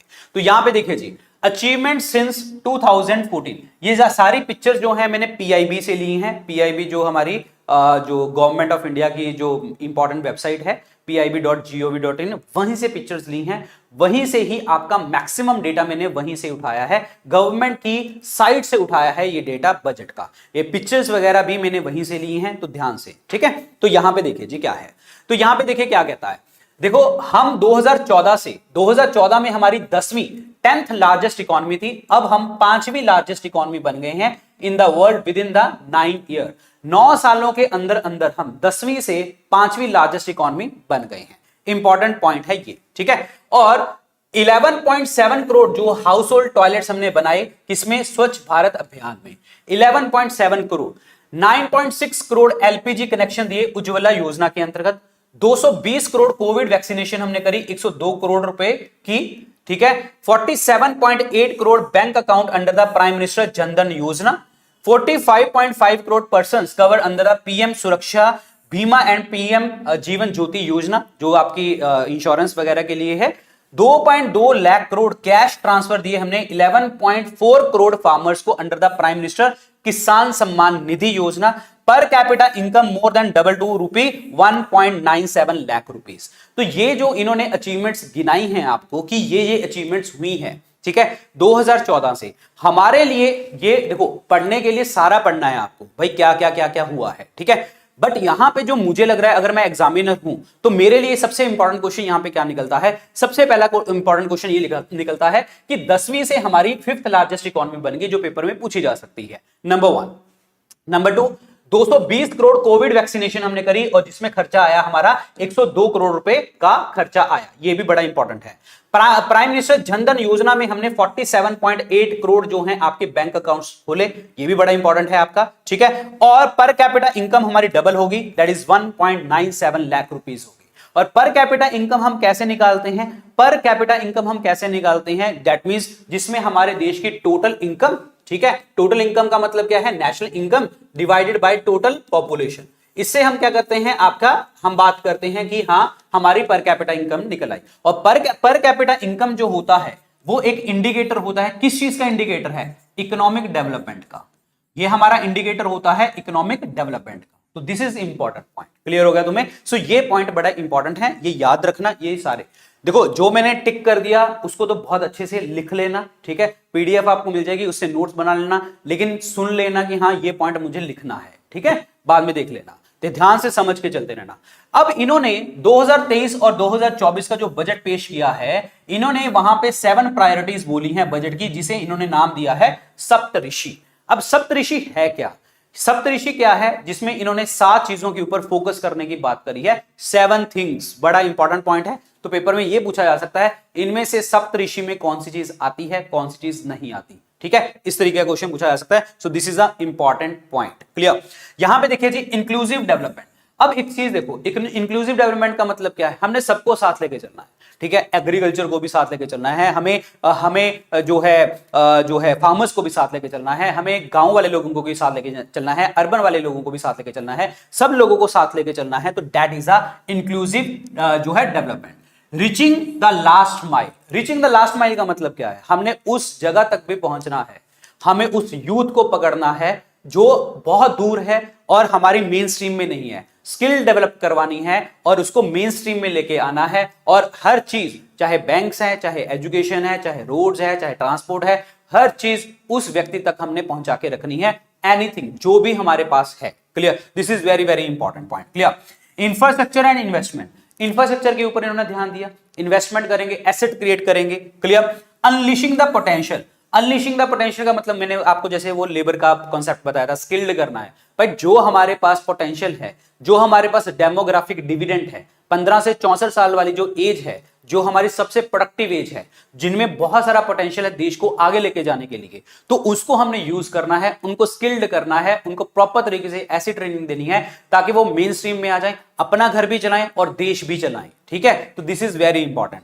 ग्रीन ग्रोथ, ऑब्वियसली बात है, इन्वायरमेंट के ऊपर फोकस करना है, क्लाइमेट चेंज को रोकना है। दैट इज जो हमारा टारगेट है जीरो एमिशन का 2070 तक, 2070 तक जीरो एमिशन करना, तो वो उस चीज के लिए हमने काम करना है। और सस्टेनेबल डेवलपमेंट की तरफ हमने ध्यान देना है, इन्होंने बात करी है। यूथ पावर, अगेन वही सेम चीज। फाइनेंशियल सेक्टर, भाई फाइनेंशियल सेक्टर का मतलब क्या हुआ कि जैसे इंडस्ट्री के ऊपर, एमएसएमईज के ऊपर, इन जगहों के ऊपर पैसा खर्च करना। ये 7 चीजों के ऊपर जो है आपका पूरा फोकस किया गया है इस पूरे बजट के अंदर, और इसको हम थोड़ा सा डिटेल में देखेंगे अभी। तो ध्यान से समझ के चलना। अब यहां पे डेफिसिट्स, यहां पे पेपर में क्वेश्चन पूछे जाएंगे आप लोगों से, ठीक है, अच्छे से देख लेना। ये ट्रेड्स इन द डेफिसिट। अब आपको ये चीज तो पता लग गई है कि ये फिस्कल डेफिसिट क्या होता है, रेवेन्यू डेफिसिट क्या होता है, वगैरह वगैरह। इनके नंबर्स याद कर लेना। इन्होंने बोला है 2023 और 2024 में जो इन्होंने बोला है बजट एस्टिमेट्स बोले हैं। देखो यहां पे 3 चीजें हैं, बजट एस्टिमेट्स हैं, ठीक है। और 2021-22 का जो एक्चुअल डेटा है, 2022-23 का जो है इन्होंने बजट एस्टिमेट्स दिए हैं हमें, ठीक है। और तीसरा हमें आया है दैट इज रिवाइज एस्टिमेट, और चौथा है हमारा बजट एस्टिमेट्स 2023-24 का। यहां पे मैं आपको चीज बता दूं, सबसे ज्यादा इंपॉर्टेंट जो है actual data is very very important. Actual data is very very important, ठीक है। जाने के तुम्हें ये वाली चीज याद रखनी है, 2021-22 का एक्चुअल डेटा और जो इस साल का जो है बजट एस्टिमेट्स हैं वो आपको याद रखने हैं। तो दोनों तरीके के डेटा आपको याद रखने हैं जहां से पेपर में एग्जामिनर क्वेश्चन घुमा देगा। एक्चुअल डेटा क्या है हमारा, यहां पे देखिए जी, जो परसेंटेज ऑफ जीडीपी 6.7%, 4.4%, देखो 6.1 जो डेटा है आपका, 6.1 जो है वो फिस्कल डेफिसिट है और परसेंटेज ऑफ जीडीपी 6.1, लेकिन इन्होंने इस बार एस्टिमेट्स में क्या बोला है 5.9%।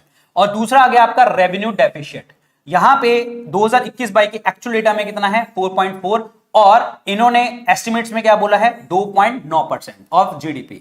और 2021-22 के जो आपका जो है प्राइमरी डेफिसिट जो है, प्राइमरी डेफिसिट पता लग गया, fiscal deficit minus interest payment, वो 3.3% आपका देखने को मिला और इन्होंने एस्टिमेट्स में कितना बोला 2.3% ऑफ द जीडीपी।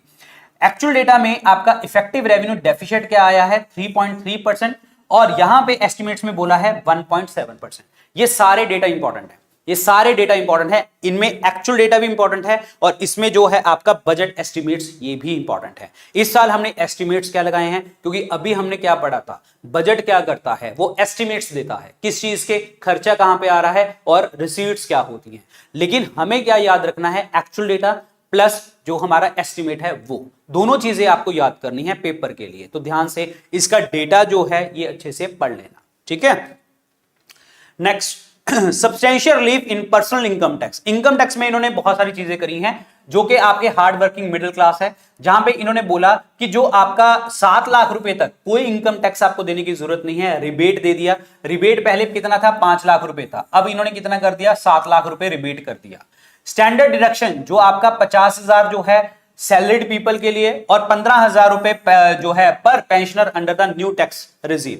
मतलब क्या है कि अगर कोई सैलरीड पर्सन है तो 50,000 तक का टैक्स डिडक्शन होगा और पेंशनर है तो 15,000 तक का आपको डिडक्शन देखने को आपको मिलेगा। Reduction of the highest surcharge rate from the 37 to 25% under the new tax regime. This is important, ये पेपर में आ सकता है कि हाईएस्ट सरचार्ज कितना कर दिया इन्होंने 37 से 25 तक लिया, 37 जो है आपका परसेंटेज से 25% पर ले आए, higher tax higher surcharge rate. Clear. अच्छा मैं तुम्हें बता दूं, ये अगर तुम्हें समझ आ गया ना, इसके बाद हम क्वेश्चंस भी मैंने पूछे हैं तुमसे, तो वो क्वेश्चंस तुमने अटेम्प्ट करने हैं। अगर इसको ध्यान से समझोगे तभी वो क्वेश्चन अटेम्प्ट कर पाओगे, पढ़ लेना।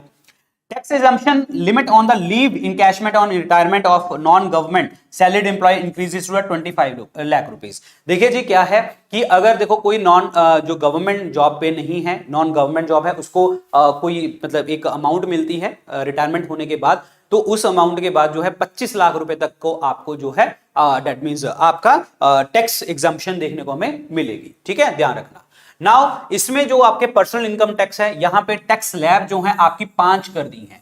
टैक्स स्लैब कितनी कर दी 5 कर दी, 1 2 3 4 5। क्यों? क्योंकि 0 से 3 तक तो आपका नील ही है, यानी कि 3 लाख रुपए तक का आपका कोई टैक्स देखने को नहीं मिलेगा। 3 से 5 5%, 6 to 9 10%, 9 to 12 is 15, 12 to 15 is 20 और अबव 15 इज द जो है आपका 30%। तो this is important point. Clear. ये आपका टैक्स की स्लैब्स देखने को हमें मिल रही हैं। अब पैसा कहां आता है और पैसा कहां जाता है, ये भी बड़ा इंपॉर्टेंट है। पैसा कहां आता है और पैसा कहां जाता है। देखिए पैसा हमारे गवर्नमेंट ऑफ इंडिया में आया कहां से था, सबसे पैसा ज्यादा आया कहां से था, बोरोइंग से, यानी कि हमने कहीं पैसा उधार मांगा था। सबसे ज्यादा पैसा हमने उधार मांगा था, 34% पैसा उधार मांगा था। 34 के बाद अगर मैं बात करूं 17% जो है आपका जीएसटी या दूसरे टाइप के टैक्सेस से आया है। तो इट मींस हमें जीएसटी सबसे बड़ा इंपॉर्टेंट हो गया पॉइंट यहां पे कि टैक्स आइटम में सबसे ज्यादा कहां से आया, जीएसटी से। लेकिन अदरवाइज पैसा सबसे ज्यादा आया कहां से, बोरोइंग से, जो हमने पैसा उधार मांगा, that is 34% of the GDP. Clear. 34% share उसका आपका है और उसके बाद जीएसटी और दूसरे टैक्सेस का आपका देखने को मिलेगा। और तीसरा जो है आपका इनकम टैक्स और आपका कॉर्पोरेशन टैक्स, ये दोनों बराबर है, दैट इज कॉल्ड आपका 15% आपके देखने को मिल रहे हैं। क्लियर। और उसके बाद ये छोटी मोटी चीजें हैं, ये इतना ज्यादा ध्यान देने की कोई जरूरत नहीं है आप लोगों को, ठीक है, कि कहां से आया कहां गया, बट हाँ ये पता होना चाहिए कि ये 3 चीजें इंपॉर्टेंट हैं। अब पैसा गया कहां पे, पैसा गया कहां पे, सबसे ज्यादा पैसा हमने कहां पे दिया, इंटरेस्ट पेमेंट पे। अब इंटरेस्ट पेमेंट का मतलब समझ रहे हो कि जो हमारा प्लान नहीं होता, जो हम गवर्नमेंट ऑफ इंडिया जो है यूएसए से पैसे मांग रही है, या आईएमएफ से पैसा मांग रही है, या वर्ल्ड बैंक से पैसा मांग रही है, वहां से पैसा हमने दिया है, वहां पे पैसा हमने दिया है, ठीक है। तो दैट मींस 20% जो पैसा हमारा उस जगह के ऊपर गया। क्लियर हुआ, दिस इज वेरी इंपॉर्टेंट। और दूसरा हमारा जो है आपका स्टेट का जो हमने शेयर दिया, that means taxes and duties, हमने जो सेंटर जो है स्टेट्स को पैसा देती है फाइनेंस कमीशन के थ्रू, जिसमें हमने बोला था कि हम 41% पैसा जो है आपको पैसा देंगे, 41% जो है आपका शेयर रहेगा। अब जितना गवर्नमेंट के पास पैसा आया था उसका टोटल 18% पैसा जो है वो आपका गया कहां पे, that is to the states, this is important one. 18%, clear. Central sector scheme जो है आपकी 17% पैसा हमारा वहां पे गया। फाइनेंस कमीशन और अदर ट्रांसफर आपके 9% हुए। Central sponsored scheme is 9%, other expenditure 8, subsidies 7, pension 4। तो ये पूछे जा सकते हैं परसेंटेज वगैरह, सबसे ज्यादा हाईएस्ट किसकी है, सबसे ज्यादा कम किसकी है, हाईएस्ट 2-3 पूछ लिए तो भी आपसे पेपर में किसी तरीके से क्वेश्चन पूछा जा सकता है, ठीक है। तो ये चीज ध्यान रखना, this is very very important, कहां से आया और कहां को गया, ठीक है। अब यहां पे ये जो खर्चे हैं इन्होंने लिख दिए कि भाई ये खर्चा हुआ, ये खर्चा हुआ, ये खर्चा हुआ, ये खर्चा हुआ, ये तुम्हें याद करने की जरूरत नहीं है, ठीक है, ये तुम्हें याद करने की जरूरत नहीं है। बट मैं तुम्हें एक जो है मैं तुम्हें एक बोलूंगा कि एक फिगर एस्टिमेशन के अकॉर्डिंग याद रखना, ठीक है। ये जो है लाख करोड़ में आपके जो है पैसे देखने को मिलते हैं। सो यहां पे जो है आपका that is 45,03,097 crore, that is 45 lakh rupee, 45 lakh 3,097, ये जो है कितने में है, करोड़ में, 45 लाख 3,097 करोड़ रुपए जो है हमारा टोटल बजट का अमाउंट है यहां पे। तो this data is very important, ये डेटा पढ़ना है तुमसे, क्योंकि लोअर एग्जाम्स में ये डेटा पूछ लिया जाता है, ठीक है, कितने का पैसा है, कितना पैसा खर्च करने की यहां पे बात करी गई है। So this data is very very important, clear, ये याद रखना। बाकी देखो यहां पे लिखा हुआ है रूरल में कितना पैसा दिया, ट्रांसपोर्ट में कितना दिया, डिफेंस में कितना दिया, वगैरह वगैरह, कहां पे दिया, ये इनका खर्चा है जो भी इन्होंने दिया है, ठीक है। चलिए आगे बात करते हैं। अब एग्रीकल्चर और कॉपरेटिव्स में, यानी कि हमारा जो मेन फोकस है इंक्लूसिव डेवलपमेंट का, जिसमें एग्रीकल्चर भी आता है, तो उसमें हमारा पैसा कहां पे गया, एग्रीकल्चर सेक्टर को कितना पैसा गया, ये बड़ा इंपॉर्टेंट है। ये है 186 लाख करोड़ रुपए इन द फाइनेंशियल ईयर 2022, यानी कि this is very very important point, clear. 186 lakh crore रुपया फाइनेंशियल ईयर 22 का वो हमारा एग्रीकल्चर सेक्टर के ऊपर दिया। एग्रीकल्चर एक्सेलरेटर फंड हमने बनाया ताकि हम स्टार्टअप्स को प्रमोट कर सकें रूरल एरियाज में। Atmanirbhar Bharat horticulture clean plant program start किया गया, जिसमें हमने हॉर्टिकल्चर क्रॉप्स को बढ़ावा देने की बात करी गई, ठीक है, ये याद रखना। 20 लाख करोड़ रुपए जो है क्रेडिट दिया गया एनिमल हस्बेंड्री और डेयरी फार्मिंग फिशरी सेक्टर को, 20 लाख करोड़ रुपए का। एडिशनल स्टोरेज कैपेसिटी को बढ़ाया गया ताकि जो फार्म की जो प्रोडक्शन है उसको हम स्टोर भी कर सकें। श्री अन्ना जो आपका ग्लोबल हब बनाने की बात यहां पे करी गई, श्री अन्ना दैट इज मिलेट्स की बात करी गई, ठीक है, मिलेट्स की बात करी, और 2023 is the year of the millets, ये हमने घोषित भी किया है, क्लियर। अच्छा, तुम्हें अगर मैं पूछूं नेशनल रिसर्च सेंटर जो मिलेट्स के कहां पे हैं, कमेंट सेक्शन में लिख के बताना, national research centre for the millets, ये क्वेश्चन लिख लो, मुझे कमेंट सेक्शन में बाद में आंसर बताना, ठीक है, ये बाद में बताना, इसको लिख लेना भाई, नेशनल सेंटर कहां पे है हमारे रिसर्च सेंटर मिलेट्स के, श्री अन्ना जिन्होंने इन्होंने नाम दिया है मिलेट्स को, बाद में लिख के बताना। अब यहां पे हम बात करते हैं आपके टैक्स प्रपोजल्स के लिए। टैक्स प्रपोजल क्या है, एमएसएमईज और प्रोफेशनल की बात करी है, 3 करोड़ रुपए तक का जो है आपको लिमिट दे दी गई है माइक्रो इंटरप्राइजेस में, 75 लाख रुपए प्रोफेशनल्स को, जिसमें आपका कैश पेमेंट जो होगी लेस देन 5% देखने को आपको मिलेगी, ये टैक्स रेजिम है यहां पे। अब कॉर्पोरेशन में क्या है, 15% कंसेशन टैक्स दे दिया गया, जिसमें आपका प्रमोट किया जाएगा new cooperative society, manufacturing society, मतलब नई चीजें बनाने की बात करी गई यहां पे। थ्रेशोल्ड लिमिट जो कॉपरेटिव्स की वो विड्रॉ कर दी गई, cash without TDS increase to the 3 crore rupees, मतलब जो आप पैसा निकाल सकते हैं, कैश निकाल सकते हैं without TDS increase to 3 crore, 3 crore तक आपका कोई टीडीएस नहीं बढ़ेगा। So this is very very important point, clear. Startup की बात करेंगे, date of incorporation for the income tax benefit to startups extended to the 31st of March 2024। This is very very important date. Clear, ये important है क्योंकि हम बात करते क्या हैं, अभी हमारा जो फोकस है देश में वो स्टार्टअप्स के ऊपर बहुत ज्यादा हो रखा है, और वैसे भी दिमाग में स्टार्टअप्स बहुत चलते हैं। शार्क इंडिया जब से चला है, और प्लस देश में मोदी जी जो हैं फोकस कर रहे हैं डेमोग्राफी डिविडेंड को यूज करने का, make in India campaign, digital India campaign, stand India campaign, बहुत सारी कैंपेन्स हमने चला रखी हैं ताकि हमारे यूथ को प्रॉपर तरीके से जो है मेन स्ट्रीम में लेके आया जाए। जब मैंने आपको स्टार्टिंग में भी बात करी थी, तो इट मींस क्या है, तो हमने जो बात करनी है, हमने स्टार्टअप्स के ऊपर ज्यादा फोकस करने की यहां पे बात करी गई है। तो इन्होंने बहुत बात बोली कि date of incorporation for tax benefits to startup extended to the 31st of March 2024। मतलब 31 मार्च 2024 तक के जो आपके टैक्स जो इनकम टैक्स बेनिफिट है वो तब तक एक्सटेंड कर दिए गए जो भी इनको इनकम टैक्स बेनिफिट मिल रहे थे। Clear, this is very very important point. The to cap deduction from the capital gains on investment is residential house to the ₹10 crore। यहां पे देखो, capital gains on investment in residential house to the ₹10 crore. This is very very important. अब इसमें क्या होता है, मैंने आपको बताया था कैपिटल गेन टैक्स क्या होता है कि अगर हमने कोई मतलब स्टॉक खरीदा, स्टॉक बेच दिया, तो इसका मतलब हमें कुछ पैसे आ गए, तो वो आपके सिर्फ स्क्रीन के ऊपर दिख रहे हैं। जब तक आप पैसा उसमें से निकाल नहीं रहे, वो स्क्रीन के ऊपर आपको दिखते रहेंगे। ठीक है, अब वो स्क्रीन के ऊपर पैसे दिख रहे हैं, वो पैसा अगर आपने निकाल लिया, यानी कि आपने वो कैश आउट कर लिया, तो इसका मतलब अब आपको टैक्स लगेगा। अब इन्होंने क्या कह दिया कि वो आप 10 करोड़ रुपए तक की, अगर वो पैसा निकाल के 10 करोड़ रुपए तक का आप जो है इन्वेस्ट कर रहे हैं, तो आपके ऊपर कोई कैपिटल गेन टैक्स नहीं लगेगा। तो this is important one. Clear, ये याद रखना। Agniveer to get tax exemption on the payment received from the Agniveer corps fund. Agniveer को भी टैक्स एग्जम्पशन दी गई, इन्होंने बात करी है यहां पे सबसे जो इंपॉर्टेंट मुझे जो लगता है, जो आपको एग्जामिनर पूछ सकता है, वो ये पूछ सकता है कि स्टार्टअप को जो हमने एक्सटेंशन करी है इनकम टैक्स बेनिफिट की, वो डेट बताइए। वो डेट है हमारी 31 मार्च 2024। This is very very important point जो मुझे लगता है। ठीक है, बाकी पूछने को कुछ भी पूछ सकता है, लेकिन मेरे अकॉर्डिंग सबसे बेस्ट क्वेश्चन यहां पे ये बनता है एग्जामिनर का। Next, indirect benefits. यहां पे क्या है, green mobility to exempt excise duty on the GST paid compressed biogas. मतलब जो आपकी एक्साइज ड्यूटी थी, मैन्युफैक्चरिंग थी, जीएसटी पेड कंप्रेस्ड बायोगैसेस को उसको खत्म कर दिया गया है, और आपके रिलीफ दिया गया है custom duty on the import of the certain parts of the mobile phones. जब हम बाहर से इंपोर्ट करते हैं मोबाइल पार्ट्स, उसके ऊपर रिलीफ देने की बात करी गई है। और यहां पे इन्होंने बोला है टीवी पैनल जो है आपका, जो उसका कस्टम ड्यूटी है वो 2.5% आपकी मतलब कम कर दी गई है, मतलब 2.5% तक उसकी ड्यूटी कर दी गई है।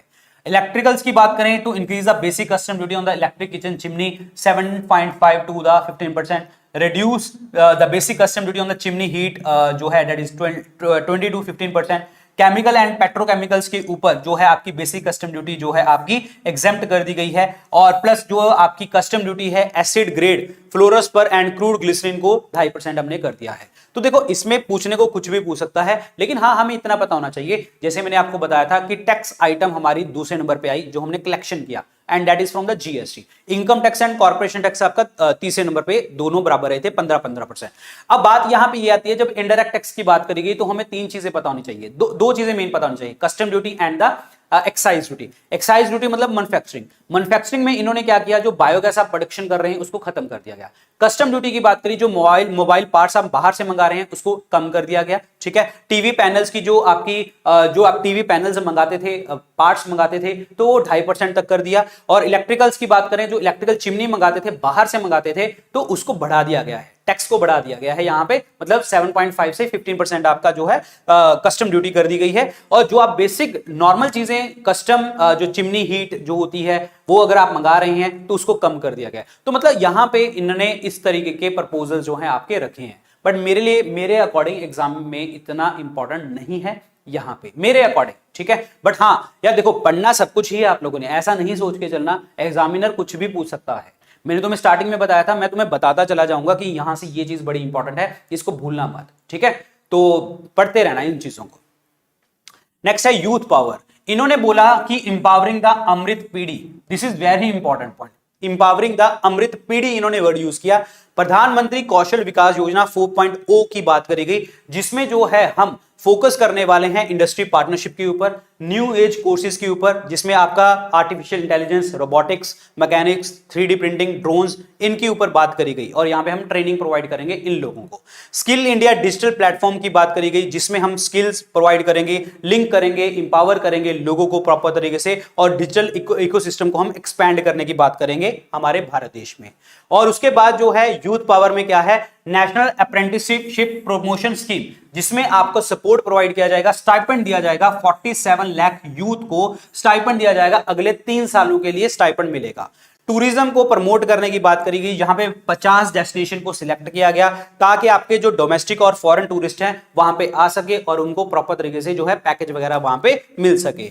और यूनिटी मॉल बनाने की बात करी गई स्टेट कैपिटल्स के अंतर्गत, जिसमें हमारा 1 डिस्ट्रिक्ट 1 प्रोडक्ट की बात करेगी। एक जिले के अंदर एक ऐसा प्रोडक्ट तो जरूर होगा जो हमारा बहुत अच्छा प्रोडक्ट होगा, तो यूनिटी मॉल्स बनाए जाएंगे, उसमें रखा जाएगा, और ताकि उस स्टेट की, उस डिस्ट्रिक्ट की जो महानता है, उस चीज जो है वो उसको प्रमोट किया जाए।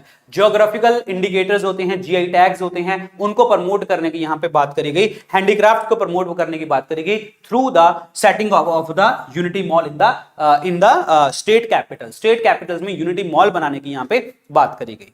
पॉइंट समझ रहे हैं? तो इसका मतलब क्या है, हम यूथ को क्या करने वाले हैं, इंक्रीज करने वाले हैं, मतलब यूथ की पावर को इंक्रीज करने वाले हैं। सो this is all about the जो है हमारा बजट। बट इसका मतलब ये नहीं है कि बजट यहीं पे खत्म होगा, बहुत सारी चीजें और भी हैं। अब जो जितनी चीजें हमने पढ़ी हैं, जो मैंने आपको एक डेटा दिखाए हैं, सब चीजें दिखाई हैं, तो अब इसको थोड़ा सा हम और भी आगे लेके चलते हैं कि क्या चीजें हैं यहां पे। ठीक है, तो अब थोड़ा सा तुम भी पार्टिसिपेट करना, आंसर देने की पार्टिसिपेशन रखना। ठीक है, what is the meaning of Saptarishi in the budget? ये तो आपको पता लग गया सप्तऋषि क्या होता है, जिसमें 7, मैं लिखूंगा नहीं, ये अंडरस्टूड है ऑलरेडी, 7 प्रायोरिटीज हैं हमारी। ठीक है, अब ये 7 प्रायोरिटीज क्या हैं हमारी? इंक्लूसिव डेवलपमेंट, सबका साथ लेके चलना, unleashing the potential, empowering the youth, ठीक है, और इंफ्रास्ट्रक्चर, और आपका जो है प्रॉपर तरीके से इन्वेस्टमेंट करना, ठीक है, ग्रीन ग्रोथ, फाइनेंशियल सेक्टर। तो इस तरीके के 7 चीजों की बात करी गई है जो हमने स्टार्टिंग में ही बात करी थी, 7 प्रायोरिटीज की। दूसरा है एग्रीकल्चर एक्सेलरेटर फंड जो बनाया गया है आपका, इसको सेटअप क्यों किया गया है? Why this is setup? Clear?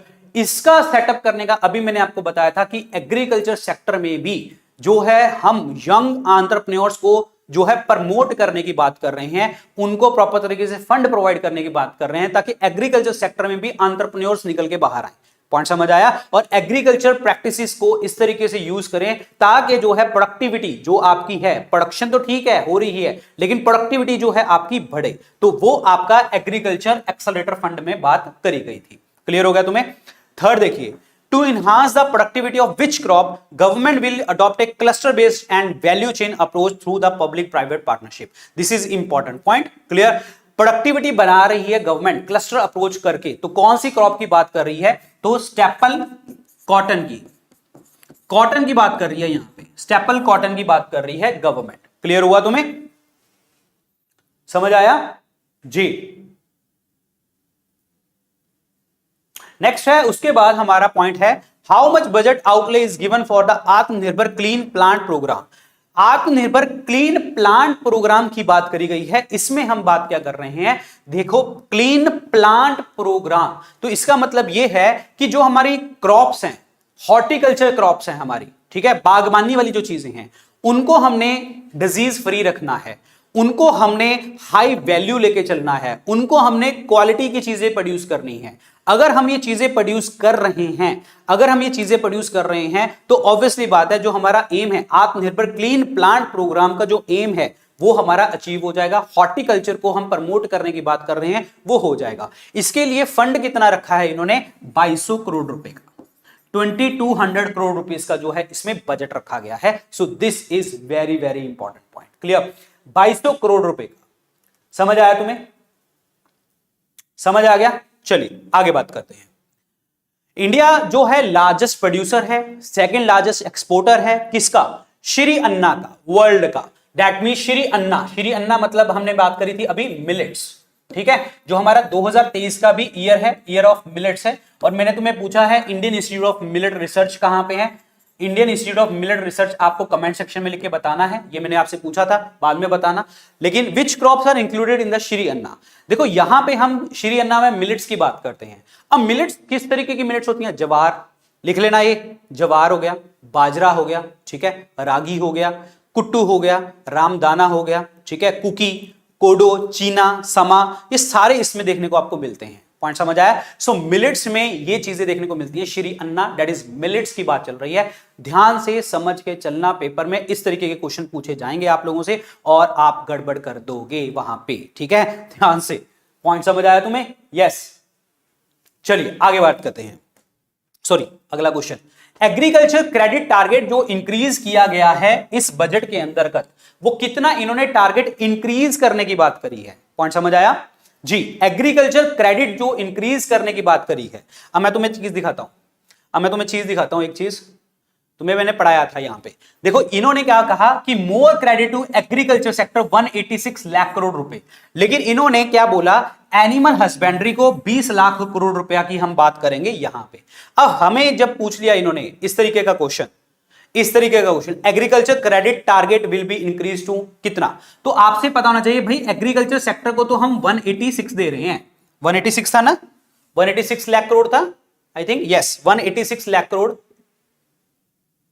186 lakh crore जो है हम दे रहे थे, हमने दिया है फाइनेंशियल ईयर 2022 में। लेकिन अब इसे इन्होंने क्या बोला भाई, क्रेडिट इंक्रीज करने की बात कितनी करी गई? जो हमने एनिमल हस्बेंड्री में, फिशरी में, डेयरी फार्मिंग में की, और वो कितना किया इन्होंने? 20 लाख करोड़।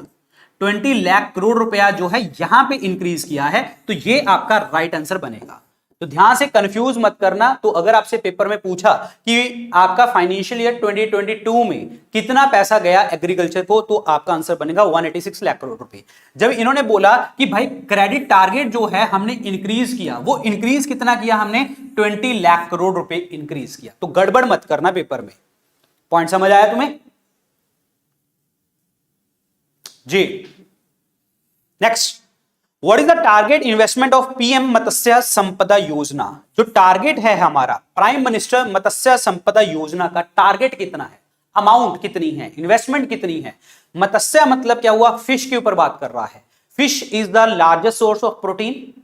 फिश के लिए ब्लू रेवोल्यूशन था, ठीक है। और हमने क्या करना है? फिशरी को प्रमोट इसीलिए कर रहे हैं क्योंकि हमारी जो ये फिशिंग इंडस्ट्री है ये बूम कर रही है। पॉइंट समझ आया? और इसमें हमने एरिया बेस्ड अप्रोच लेके चल रहे हैं। इंप्लॉयमेंट जनरेशन की बात हम कर रहे हैं, प्रोडक्शन की बात कर रहे हैं, प्रोडक्टिविटी की बात कर रहे हैं। तो इसमें स्मॉल एंटरप्राइजेस जो है आपके, माइक्रो स्मॉल एंटरप्राइजेस हैं, जो छोटी कंपनीज हैं, उनको बूस्ट देने के लिए यहां पे इन्वेस्टमेंट कितने की बात करी गई है? 6000 करोड़ रुपए, 6000 करोड़ रुपए की बात करी गई है। तो this is super important part. Clear? 6000 crore रुपए। पॉइंट समझ आया तुम्हें जी? 6000 करोड़ रुपए की बात करी गई है। This is very very important. अरे याद रखना ये चीजें, अपने दोस्तों को बता देना कि इस तरीके के सर ने क्वेश्चन भी करवाए हैं, ठीक है। बाद में जब भी तुम्हें लगा कि हाँ भाई, क्योंकि काफी लोगों को पता ही नहीं है कि हम इस तरीके की चीजें भी डिस्कस कर रहे हैं आज के लेक्चर में, तो ध्यान से समझ के। Next, what is the target year to eliminate the sickle cell anaemia from India? अब सिकल सेल एनीमिया क्या होता है? जिसमें जो आपके आरबीसीज होते हैं ना, देखो आरबीसीज का लाइफ स्पैन क्या होता है? 120 दिन होता है, ठीक है, 120 दिन होता है। 120 दिन से पहले ही आपके आरबीसीज खत्म होने लग जाते हैं। क्या खत्म होने लग जाते हैं? आरबीसीज खत्म होने लग जाते हैं। तो मतलब 120 दिन से पहले ही खत्म हो जाएंगे और आपका जो आरबीसीज की शेप है वो सिक्कल बन जाएगी। सिक्कल समझते हो ना, जो वो दराती जिसे हम कहते हैं, जो वो काटते हैं उससे, दैट मींस प्लांट काटते हैं, क्रॉप काटते हैं, वो वाली चीजें, ठीक है। तो अब यहां पे क्या है? सिक्कल सेल एनीमिया का टारगेट ईयर क्या है? इन्होंने रखा है कि हम 2047 तक, 2047 तक जो है हम एलिमिनेट कर देंगे सिक्कल सेल एनीमिया को भारत देश से। This is very very important point. Clear हो गया तुम्हें?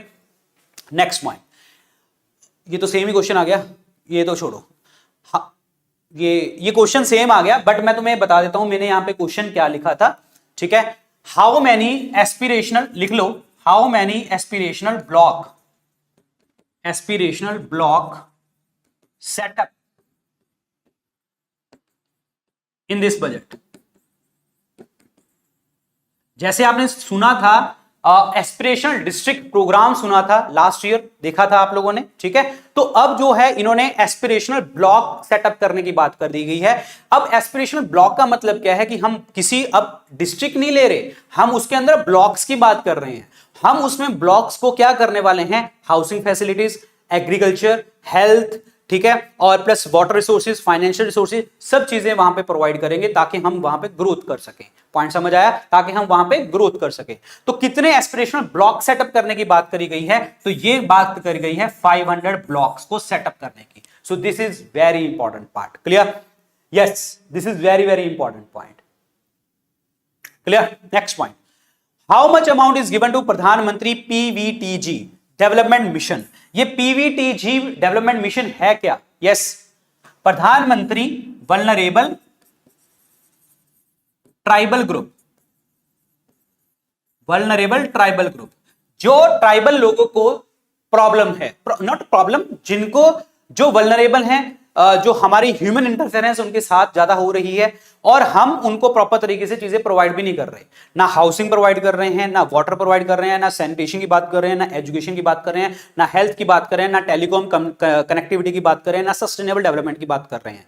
हम उनको कुछ भी प्रोवाइड करने की बात कर ही नहीं रहे। कहां पे? मतलब वल्नरेबल ट्राइबल ग्रुप्स को। तो इसीलिए इनका मेन फोकस रखा गया है हमारे इस प्रॉपर तरीके के जो है that is in the budget के अंतर्गत। तो कितने करोड़ रुपए की देने की बात करी गई है? 15,000 करोड़ रुपए देने की यहां पे बात करी गई है। 15,000 करोड़ रुपए देने की बात करी गई है इसके अंतर्गत। This is very very important point, clear जी? आ जाओ आगे।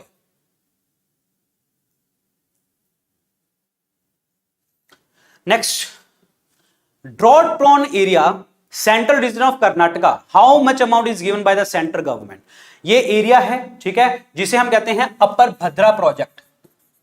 अपर भद्रा प्रोजेक्ट ये कर्नाटका में है, ठीक है। तो इसमें आपका 5300 करोड़ रुपए देने की यहां पे बात करी गई है, 5300 करोड़ रुपए देने की यहां पे बात करी गई है, क्लियर? नेक्स्ट, प्रधानमंत्री आवास योजना में कितना आउटले इन्होंने रखा है? प्रधानमंत्री आवास योजना में उसको बढ़ा दिया गया है 66%, उसको बढ़ा दिया गया है 66% और टारगेट कितना हो गया है? 79,000 करोड़ रुपए का। सो आउटले कितना है? 79,000 करोड़ रुपए, क्लियर जी? Next, what is the Bharat share repository of inscription Bharat Shri in the budget. मतलब ये बजट में एक वर्ड यूज किया गया है, जैसे सप्तऋषि वर्ड यूज किया गया था, जिसमें उन्होंने 7 चीजों के ऊपर फोकस करने की बात करी थी। यहां पे भारत श्री क्या है इस बजट के अंतर्गत? भारत श्री क्या है इस बजट के अंतर्गत? यस, जिसमें हम जितने भी 1 लाख जो हमारे मैन्युस्क्रिप्ट्स हैं, ठीक है, जो एंशिएंट चीजें हैं, उनको हम प्रॉपर तरीके से जो है एंशिएंट मैन्युस्क्रिप्ट्स को क्या करने वाले हैं? हम डिजिटल करेंगे, हम डिजिटल करेंगे, यानी कि डिजिटल माध्यम में इस चीज को प्रोवाइड किया जाएगा और आपका एक प्रॉपर तरीके से म्यूजियम भी सेटअप किया जाएगा इस चीज के लिए। तो this is very very important point, clear? 1 lakh ancient manuscript को डिजिटल कन्वर्ट करने के लिए। नेक्स्ट, उसके बाद है आपका कैपिटल इन्वेस्टमेंट आउटले, जो हमारा देखने को मिला, how much percentage of the GDP, how much percentage of the GDP that is capital investment. मैंने आपको बताया भी था 3.3% of the GDP, 3.3% of the GDP. Point समझ आया? और इसका जो है आपको कितना कर दिया गया है? 3.3% ऑफ द जीडीपी, बस इतना याद रखना। तो this is the very very important point, clear जी? क्लियर होगा? 3.3% of the GDP. Next, capital expenditure, यहां पे हमने पहले इन्वेस्टमेंट की बात करी, अब हम बात कर रहे हैं कैपिटल एक्सपेंडिचर की। कितना बजट दिया गया एक्सपेंडिचर के लिए? 13.7 लाख करोड़ रुपए, जिसका मतलब क्या हुआ? 4.5% ऑफ द जीडीपी। ये परसेंटेज पूछी जा सकती है, 4.5% of the GDP. Next, centre ने गवर्नमेंट्स को कैपिटल इन्वेस्टमेंट के लिए कितना हमने शेयर देने की बात करी गई है? कितना शेयर देने की बात करी गई है? 1.3 लाख करोड़ रुपए, 1.3 लाख करोड़ रुपए देने की यहां पे बात करी गई है। यस, इंटरेस्ट फ्री लोन की बात करी गई है यहां पे। पॉइंट समझ आया तुम्हें? क्लियर? चलिए आगे बात करते हैं। यहां पे कैपिटल अमाउंट जो दी गई है हमारी रेलवेज को, तो वो रेलवेज को कितना पैसा देने की बात करी गई है? यस, बिल्कुल सही, 2.4 लाख करोड़ रुपए। ये क्वेश्चन इंपॉर्टेंट है जो मैंने बनाए हैं, ये बड़े इंपॉर्टेंट क्वेश्चन है ये, ठीक है, तो कहीं गड़बड़ मत कर देना। Next, how much capital amount is given to transport infrastructure project for the last and the first mile connectivity, मतलब सबको कनेक्ट करने के लिए जो कितने पैसे की यहां पे बात करी गई है। यस, इन्वेस्टमेंट करी गई है 75,000 करोड़ रुपए की, ठीक है, जिसमें से आपका प्राइवेट इन्वेस्टमेंट भी है। इसमें से प्राइवेट इन्वेस्टमेंट जो है 15,000 करोड़ रुपए की बात करी गई है। सो टोटल जो आउटले है आपका इन्वेस्टमेंट जो है 75,000 करोड़ रुपए है, जिसमें से जो प्राइवेट सोर्स है आपका वो है आपका 15,000 करोड़ रुपए। पॉइंट समझ आया तुम्हें? 15,000 करोड़ रुपए। क्लियर हो गया? समझ आ गया? सो दिस इज क्लियर और नॉट? ठीक है, तो ये इंपॉर्टेंट क्वेश्चंस थे, लेकिन कुछ आपकी स्कीम्स के बारे में बात करी गई है, वो स्कीम्स अच्छे से पढ़ लेना। वो स्कीम्स क्या हैं वो आपको इंपॉर्टेंट है, वो समझ लेना। यहां पे 500 नए वेस्ट टू वेल्थ प्लांट बनाने की बात करी गई, 500 और किस स्कीम के अंतर्गत? गोवर्धन। गोवर्धन मतलब galvanising organic bio agro resources धन। इसके अंतर्गत हम प्रॉपर तरीके से क्या करने वाले हैं, हमने इन्वेस्टमेंट डाली है 10,000 करोड़ रुपए की, जिसमें से 5% compressed biogas mandate to be introduce for all organisation marketing natural and the biogas. जिसका मतलब क्या है कि 5% जो है वो आपकी CNG I mean compressed biogas जो है वो इंट्रोड्यूस करेंगे सभी ऑर्गेनाइजेशन में जो मार्केट करते हैं ये सब चीजें। सीधी सी बात ये है यार, देखो गोवर्धन स्कीम है, गोवर्धन स्कीम में हमने पैसा इन्वेस्ट करने की बात करी गई है, वेस्ट टू वेल्थ की बात करी गई है, तो इसमें आउटले कितना रखा है इन्होंने? 10,000 करोड़ रुपए का। तो ये अच्छे से पॉइंट समझते चले जाना, ठीक है। नेक्स्ट है आई गोट कर्मयोगी। कर्मयोगी पहले भी हमने लॉन्च किया था, कर्मयोगी फॉर द सिविल सर्वेंट्स, ताकि उनके ऊपर जो है हम उनको प्रॉपर तरीके से जो है स्किल्ड दे सकें। कर्मयोगी हमने बात किया था, तो इस बार इन्होंने लॉन्च किया है आई स्मॉल और गोट कर्मयोगी। ये एक ऑनलाइन जो है प्लेटफॉर्म है आपका, जिसमें हम प्रॉपर तरीके से जो है लर्निंग अपॉर्चुनिटीज देंगे गवर्नमेंट इंप्लॉइज को, lakhs of the government employees को, ताकि वो स्किल और फैसिलिटिंग पीपल सेंट्रिक अप्रोच, मतलब लोगों को स्किल भी दे सके और लोगों के लिए काम कर सके। तो आई गॉट कर्मयोगी इन्होंने लॉन्च किया है, तो this is very important point. Clear? Next, प्रधानमंत्री programme for restoration awareness nourishment and amelioration of the mother earth. Prime minister Pranam जिसे हम कहते हैं, ठीक है भाई, इसकी फुल फॉर्म ये है प्राइम मिनिस्टर प्रणाम की। इसमें हमने बात की गई है कि इंसेंटिवाइज करेंगे, मतलब इंसेंटिव देंगे किसको? स्टेट्स को, यूनियन टेरिटरीज को, ताकि जो है आप जो फर्टिलाइजर्स और जो आप केमिकल यूज करते हैं तो उनका आप ऑल्टरनेट यूज कर सकें। ऑल्टरनेट लेके आओ, ऑल्टरनेट हम इसको यूज कर सके ताकि मदर अर्थ को हम बचा सके। क्लियर? तो दैट्स व्हाई प्राइम मिनिस्टर प्रणाम स्कीम यहां पे बात करी गई। तो this is very very important point. Clear? Paper में यहां से पूछा जाएगा दिस स्कीम इज फॉर, कितना आउटले है, कितना पैसा है, ऐसे चीजें पूछी जाएंगी। Next, mangrove initiative for the shore line habitat and tangible income, जिसे हम क्या कहते हैं? मिष्टी स्कीम लॉन्च करी गई यहां पे, जिसमें मैंग्रोव्स को बचाने की बात करेगी। और मैंग्रोव्स क्या होते हैं? मैंग्रोव्स आपके कोस्टल स्टेट्स में होते हैं, जिनकी लंबी लंबी रूट्स होती हैं। वो लंबी लंबी रूट्स जो हैं आपकी, ठीक है, वो लंबी लंबी रूट्स जो हैं आपकी, वो क्या करती हैं? बाहर से जो टाइड्स आती हैं, जहां आपकी वेव्स आती हैं, जहां साइक्लोन्स वगैरह आते हैं, तो वो जो चीजें हैं जी तो क्या हो रहा है कि उन टाइड्स को बचाएंगे, साइक्लोन्स को जो है वो बचाएंगे, यहां पे बात करी गई। क्लियर? तो यहां पे मैंग्रोव प्लांटेशन को बढ़ाने की बात करी गई। ग्रीन क्रेडिट प्रोग्राम, ये ग्रीन क्रेडिट प्रोग्राम का मतलब क्या है? अगेन इन्वायरमेंट फ्रेंडली का मतलब इन्वायरमेंट को प्रोटेक्ट करने की बात करी गई, एडिशनल रिसोर्सेज बनाने की बात करी जाएगी, सस्टेनेबल डेवलपमेंट के लिए बात करी जाएगी यहां पे। अमृत धरोहर स्कीम जो है आप क्या कर रहे हैं? इसमें वेटलैंड्स को यूज करेंगे, वेटलैंड्स को प्रोटेक्ट करेंगे। पॉइंट समझ आया? रामसर साइट्स को प्रोटेक्ट करेंगे। पहले अगर मैं बात करूं, पहले 26 होती थी हमारे 2014 में, तो अब कितनी हो रही है? 75 हो रही है। तो मतलब कितना इंक्रीज हो रहा है हमारा? तो मतलब हम वेटलैंड्स को प्रोटेक्ट करने की भी बात यहां पे कर रहे हैं, और उसके लिए स्कीम आपकी आई है, दैट इज अमृत धरोहर scheme. This is very very important point. Clear? Very very important. और वेटलैंड डे कब होता है? 2 फरवरी को, ठीक है। और वेटलैंड के लिए रामसर साइट्स मैंने आपको बात करी थी। ये जो धरोहर स्कीम है अगले 3 सालों तक लगेगी, ताकि प्रॉपर तरीके से हम वेटलैंड्स को यूज कर सकें, बायोडाइवर्सिटी को बढ़ा सकें, कार्बन स्टॉक को जो कर सकें, इनकम जनरेशन कर सकें लोकल कम्युनिटीज के लिए। This is very very important. देखो, आपको पेपर में कोई भी स्कीम पूछी जा सकती है, कोई भी स्कीम पूछी जा सकती है, ध्यान से समझ के चलना। Unified skill India digital platform, यहां पे यूनिफाइड मतलब एक ही हमने स्किल्ड आपका वो कर दिया है, ताकि जो भी आपके एमएसएमईज हैं, जहां एंटरप्रेन्योरशिप स्कीम्स हैं, वो प्रॉपर तरीके से जो है एक ही जगह के ऊपर हो और स्किल्ड के लिए वहां पे बात करी जा सके। डायरेक्ट बेनिफिट ट्रांसफर जो है हमने नेशनल अप्रेंटिसशिप प्रोग्राम के अंतर्गत यहां पे हमने स्टाइपेंड सपोर्ट दिया है 47 लाख यूथ को अगले 3 सालों के लिए। अब आप ये नहीं कह सकते अगर आप स्टार्टअप कर रहे हैं या आप कुछ काम करने की कोशिश कर रहे हैं तो भाई देखो, जब आप कुछ काम कर रहे हैं ना तो आपको एक थोड़ा होता ना कि मेरा घर चल सके या मेरे रोज के खर्चे कंप्लीट हो सके। तो इन्होंने बोल दिया कि नेशनल अप्रेंटिसशिप प्रमोशन स्कीम के अंतर्गत आपको डायरेक्ट बेनिफिट दिया जाएगा और आपको स्टाइपेंड दिया जाएगा 47 लाख यूथ को। This is very very important अगले 3 सालों के लिए। टूरिज्म को आपको प्रमोट करने की बात करी गई बॉर्डर विलेजेस के अंदर through the vibrant village programme. Important state को अंदर यह है यूनिटी मॉल बनाने की बात करेगी, जो मैंने अभी आपको बताया था। 1 district 1 product, GI products, handicraft को प्रमोट करने की यहां पे बात करी गई। आजादी का अमृत महोत्सव बनाने मतलब हमने सेलिब्रेट किया था, 75 साल कंप्लीट किए थे।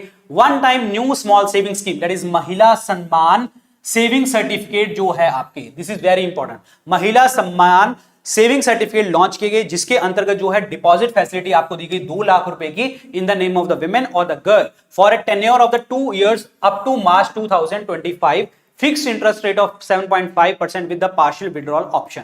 कहने का मतलब यह है कि इस स्मॉल सेविंग सर्टिफिकेट के अंदर जो है आप 2 लाख रुपए तक का इन्वेस्टमेंट कर सकते हैं, यानी कि डिपॉजिट करवा सकते हैं और उसमें आपको अगले 2 सालों तक 2025 तक 7.5% का जो है बेनिफिट मिलेगा और उसमें आप थोड़ा बहुत पैसा निकाल सकते हैं, कर सकते हैं, लेकिन ऐसे नहीं कि पूरा का पूरा कंप्लीटली पैसा निकाल लो। This is very very important point. Clear?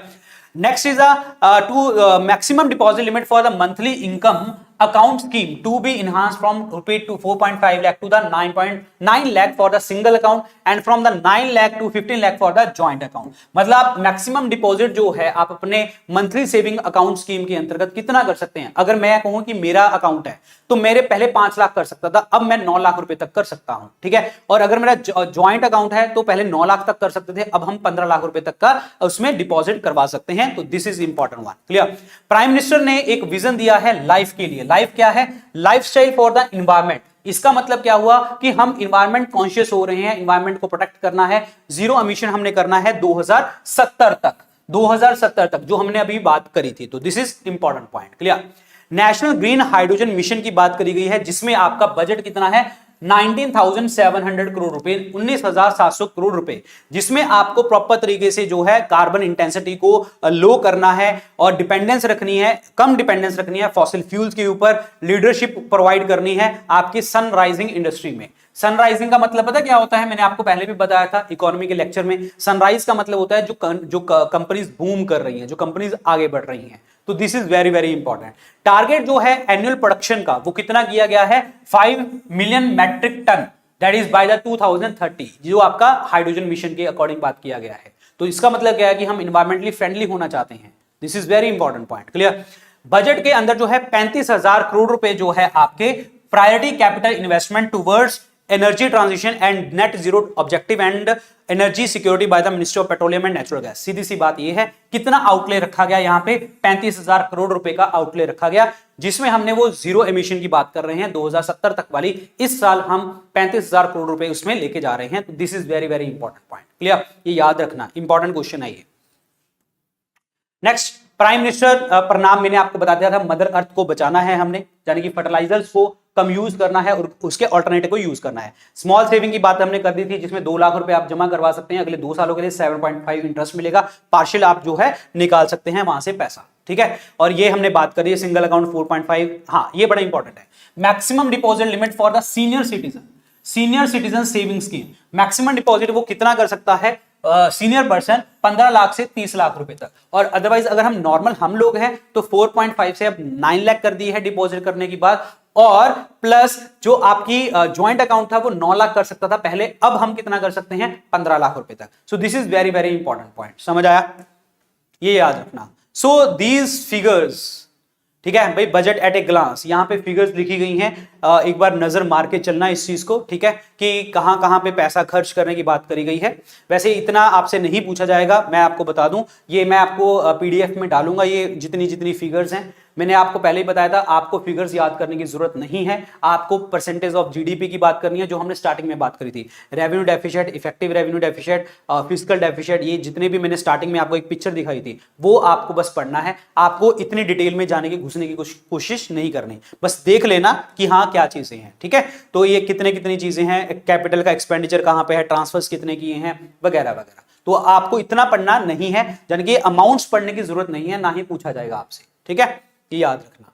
ये देखो, ये net receipts of the centre. अब यहां पे क्या है, कितना हमारा टैक्स आ रहा है, कितना नॉन टैक्स आ रहा है, ये सब चीजें यहां पे बात करी गई हैं। ऑलरेडी हम इन चीजों को पढ़ चुके हैं। अब यहां पे अगर आप देखेंगे ना, तो यहां पे जो रिसीट्स हो रही हैं, ये कॉन्टिन्यूसली क्या हो रही हैं, बढ़ रही हैं। लेकिन इसमें जो 2020 और 2021 वाला टाइम है, यहां पे आपका जो चीजें हैं वो कम हुई थी। वो कम क्यों हुई थी, क्योंकि ये हमारा लॉकडाउन वाला ईयर था, ठीक है, 2020-21। लेकिन उसके बाद आप देखेंगे ना, कॉन्टिन्यूसली बढ़ रही है। लेकिन यहां पे ठीक है, स्टैग्नेंसी भी हो रही है, लेकिन थोड़ा बहुत जो है फिर भी आपका बढ़ रहा है। तो दैट मींस ये टैक्स आइटम क्यों बढ़ रही है, भाई लोग काम खुल गए, बिजनेस खुल गए, काम लोग करने लग गए, तो ऑब्वियसली बात है ये प्रॉपर तरीके से अब काम जो है आपका चलने लग गया है, ठीक है। तो ये आपकी चीजें हैं यहां पे। तो ये बजट एस्टिमेट्स वगैरह हैं।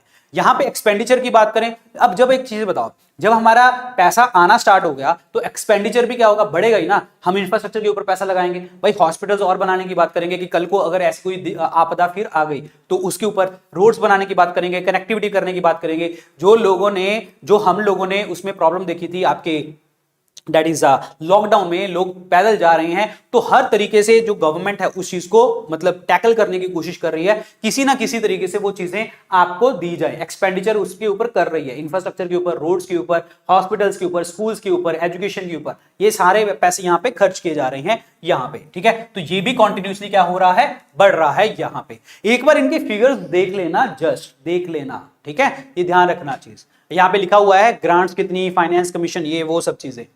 यहां पे जो आपके आइटम्स ऑफ एक्सपेंडिचर की अगर हम बात करें, तो सबसे ज्यादा पैसा जो खर्च किया जा रहा है आपका ट्रांसपोर्ट के ऊपर किया जा रहा है। आप समझ रहे हो, ट्रांसपोर्ट, सर्विस सेक्टर के ऊपर, सर्विस सेक्टर के ऊपर जो है इन्होंने ट्रांसपोर्ट में पैसा खर्च करने की बात करी गई है, जिसमें इन्होंने एस्टिमेट दिया है 5.17 लाख करोड़ रुपए खर्च करने की बात करी गई है, जिससे हमारा जो रेवेन्यू एस्टिमेट है वो 3.90 है, और 3.32 जो है आपका एक्चुअल जो है हमारा जो दैट इज इस साल का मतलब दो फाइनेंशियल ईयर 21 और 22 का पैसा आया है 3.32।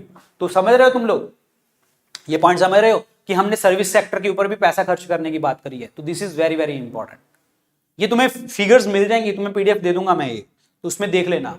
यहां पे इंपॉर्टेंट पॉइंट्स है, ये कुछ मिसलिनियस पॉइंट्स हैं, ये इंपॉर्टेंट है, अच्छे से पढ़ना, ठीक है, क्योंकि ये कहीं पे जुड़ नहीं रहे थे, कोई क्वेश्चन नहीं बन रहा था, कोई कुछ पॉइंट नहीं बन रहा था, तो मैंने इसको मिसलिनियस पॉइंट डाल दिया। तो क्या है ये, ध्यान से समझिए। पर कैपिटा इनकम जो है हमने बात करी थी 1.97 लाख करोड़ रुपए हो गई है, ये हमने बात करी थी। दूसरा, इंडिया की जो इकोनॉमी है वो 10वीं से 5वीं लार्जेस्ट बन चुकी है। ईपीएफओ मेंबर की जो मेंबरशिप है वो डबल हो चुकी है, 27 करोड़ रुपए तक की आपकी जो मेंबरशिप हो चुकी है। 7,400 करोड़ डिजिटल पेमेंट हुई है। इतनी पेमेंट हुई है कितनी, 126 लाख करोड़ रुपए की, यानी कि 7400 करोड़ ट्रांजैक्शन हुई है, लेकिन अमाउंट कितनी थी उसमें, 126 लाख करोड़ रुपए। जिसका मतलब क्या है, यूपीआई से हमने इतनी पेमेंट्स करी हैं। तो ये इंपॉर्टेंट है डेटा, ये डेटा इंपॉर्टेंट है, 126 लाख करोड़ रुपए यूपीआई में। पॉइंट समझ आया, इतनी पेमेंट हमने करी है जी, समझ आया तुम्हें। Next, house hold toilet structure बनाए हमने 11.7 करोड़ जो है आपका स्वच्छ भारत मिशन के अंतर्गत। उज्ज्वला में 9.6 करोड़ एलपीजी कनेक्शन हमने दिए। 220 करोड़ कोविड वैक्सीनेशन दी, और कितने, 102 करोड़ पर्संस को, ये हमने बात करी थी पहले भी। प्रधानमंत्री जनधन अकाउंट्स को ले गए 47.8 करोड़ रुपए, ये हमने बात करी थी। इंश्योरेंस जो आपकी कवर करी गई 44.6 करोड़ पर्संस को, प्रधानमंत्री सुरक्षा बीमा और प्रधानमंत्री जीवन ज्योति योजना में। कैश ट्रांसफर जो किया गया 2.2 लाख करोड़ रुपए का किया गया, 11.4 करोड़ फार्मर्स को अंडर द प्राइम मिनिस्टर किसान सम्मान निधि योजना। ये एंटिटी डिजी लॉकर जो है आपका सेटअप करने की बात करी गई, this is important one. So digi locker is for MSMEs, large business, charitable trust, ये डिजी लॉकर बनाने की यहां पे बात करी। कौशल विकास योजना 4.0 हमने बात कर ली थी। 30 स्किल इंडिया इंटरनेशनल सेंटर बनाने की बात करी, जिसमें हम प्रॉपर तरीके से यूथ को स्किल्ड करेंगे, एंटरप्रेन्योरशिप के लिए बात करेंगे, और वर्ल्ड लेवल की जो है स्किल प्रोवाइड करेंगे यहां पे। सो this is very important point, clear. revamped credit guarantee scheme for MSMEs to effect from the 1st April 2023 through the infusion of 9,000 crore rupee in the corpus. This scheme would enable the additional collateral free guaranteed credit of the 2 lakh crore and also reduce the cost of the credit about 1%. देखिए सीधी सी बात की है कि इन्होंने 1 अप्रैल 2023 को जो है 9,000 करोड़ रुपए और इंक्रीज कर दिया किसमें, एमएसएस में पैसा देने के लिए, जिससे अगर एमएसएमईज जो है पैसा लेने जाएंगे, बैंक्स के पास जाएंगे, किसी के पास जाते हैं, सिडबी के पास जाते हैं, तो वहां पे जो पैसा होगा ना आपको 2 लाख करोड़ रुपए का आपका पहुंच चुका है, जिसमें आपको कोई एडिशनल कोलेटरल नहीं देना। तो this is very important point, clear. Financial secretariat, new infrastructure financial secretariat establish करने की बात करेगी, जिसमें प्राइवेट इन्वेस्टमेंट जो होगी इंफ्रास्ट्रक्चर के अंतर्गत। डिस्ट्रिक्ट इंस्टीट्यूट एजुकेशन ट्रेनिंग के लिए बनाए गए। नेशनल डिजिटल लाइब्रेरी चिल्ड्रन और एडोलेसेंट्स के लिए बनाई गई, ताकि जो है प्रॉपर तरीके से books across the geographies, language, device, ये सारी चीजें इनको मिल सकें। आर्टिफिशियल इंटेलिजेंस को सेटअप करने की बात करी गई आपके टॉप एजुकेशनल इंस्टीट्यूशन में, जिसका मतलब क्या है, make artificial intelligence in India to make artificial intelligence work for India, क्योंकि आजकल जो जमाना है आर्टिफिशियल इंटेलिजेंस का है। पॉइंट समझ आया? पॉइंट समझ आया तुम्हें जी? नेक्स्ट यहां पे बात करी गई डिजी लॉकर सर्विस और आधार एज ए फाउंडेशनल आइडेंटिटी, मतलब आप कुछ भी कर रहे हैं तो आधार को आपका जो है प्रॉपर तरीके से आइडेंटिटी माना जाएगा। पैन को अगर आप यूज कर रहे हैं, जो आपका परमानेंट अकाउंट नंबर है, सभी डिजिटल सिस्टम के लिए जो है कॉमन आइडेंटिफायर होगा, ताकि ईज ऑफ डूइंग बिजनेस जो है हम अच्छा कर सके।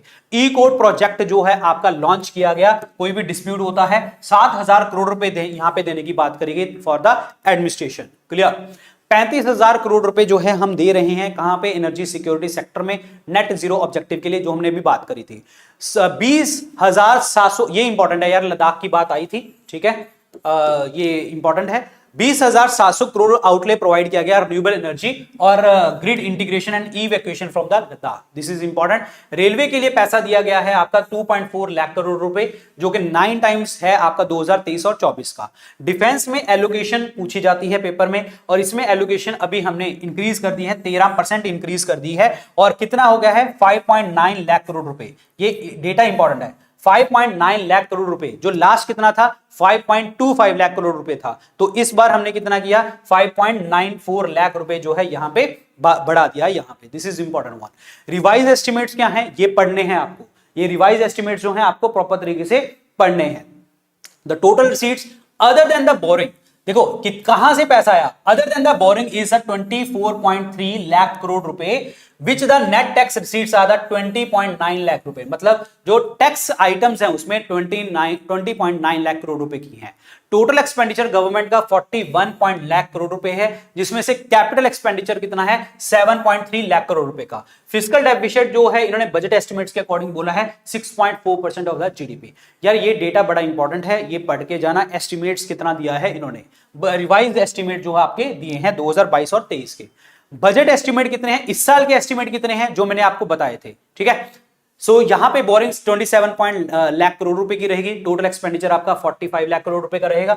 ये data is very very important.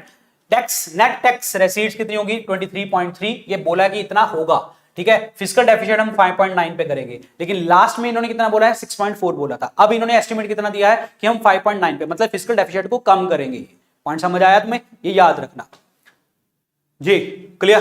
The finance to finance the fiscal deficit in 23-24, जो नेट बोरिंग होंगी वो कितनी होंगी 11.8 लाख करोड़ रुपए की, और ग्रॉस मार्केट बोरिंग कितनी होंगी आपकी 15.4 लाख करोड़ रुपए की, क्लियर। ये टैक्स रिजीम के बारे में हमने बात करी थी कि यहां पे रिबेट आपको 7 लाख रुपए तक का मिलेगा, और 5 स्लैब बना दी गई है, और उसमें स्लैब की लिमिट आपको बता दी गई है, ये स्टार्टिंग में मैंने आपको बताया था, ठीक है। बाकी आपको ये क्लियरली दिख रहा होगा यहाँ पे बेनिफिट्स जो है आपके स्टैंडर्ड डिडक्शन ऑफ द, ये हमने बात करी थी 50,000 रुपए सैलरीड इंडिविजुअल, और अगर पेंशन वाली है 15,000 रुपए। सरचार्ज की बात करी थी 37 से 25%, तो that means maximum personal income tax जो होगा वो आपका 39% तक ही जा सकता है।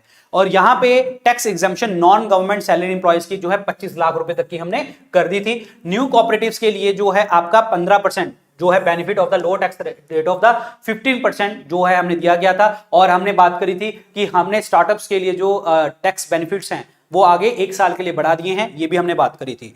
Provision of higher limit of 2 lakh per member of the cash deposit and loans in cash by the primary agriculture cooperative society, मतलब एग्रीकल्चर कोऑपरेटिव सोसाइटी से अगर पैसा ले रहे हैं या डिपॉजिट कर रहे हैं तो आप 2 लाख रुपए पर मेंबर जो है आप डिपॉजिट करवा सकते हैं।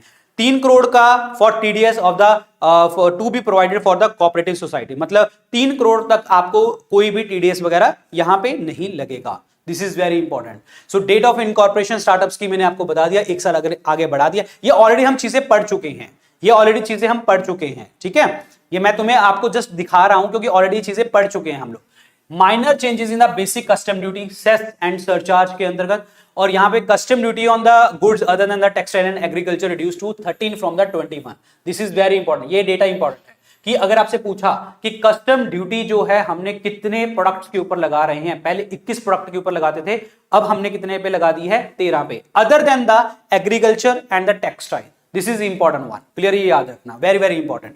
और यहां पे जो एक्साइज ड्यूटी है उसको एग्जेम्प्ट कर दिया गया है आपका जीएसटी, ये हमने बात करी थी, ठीक है।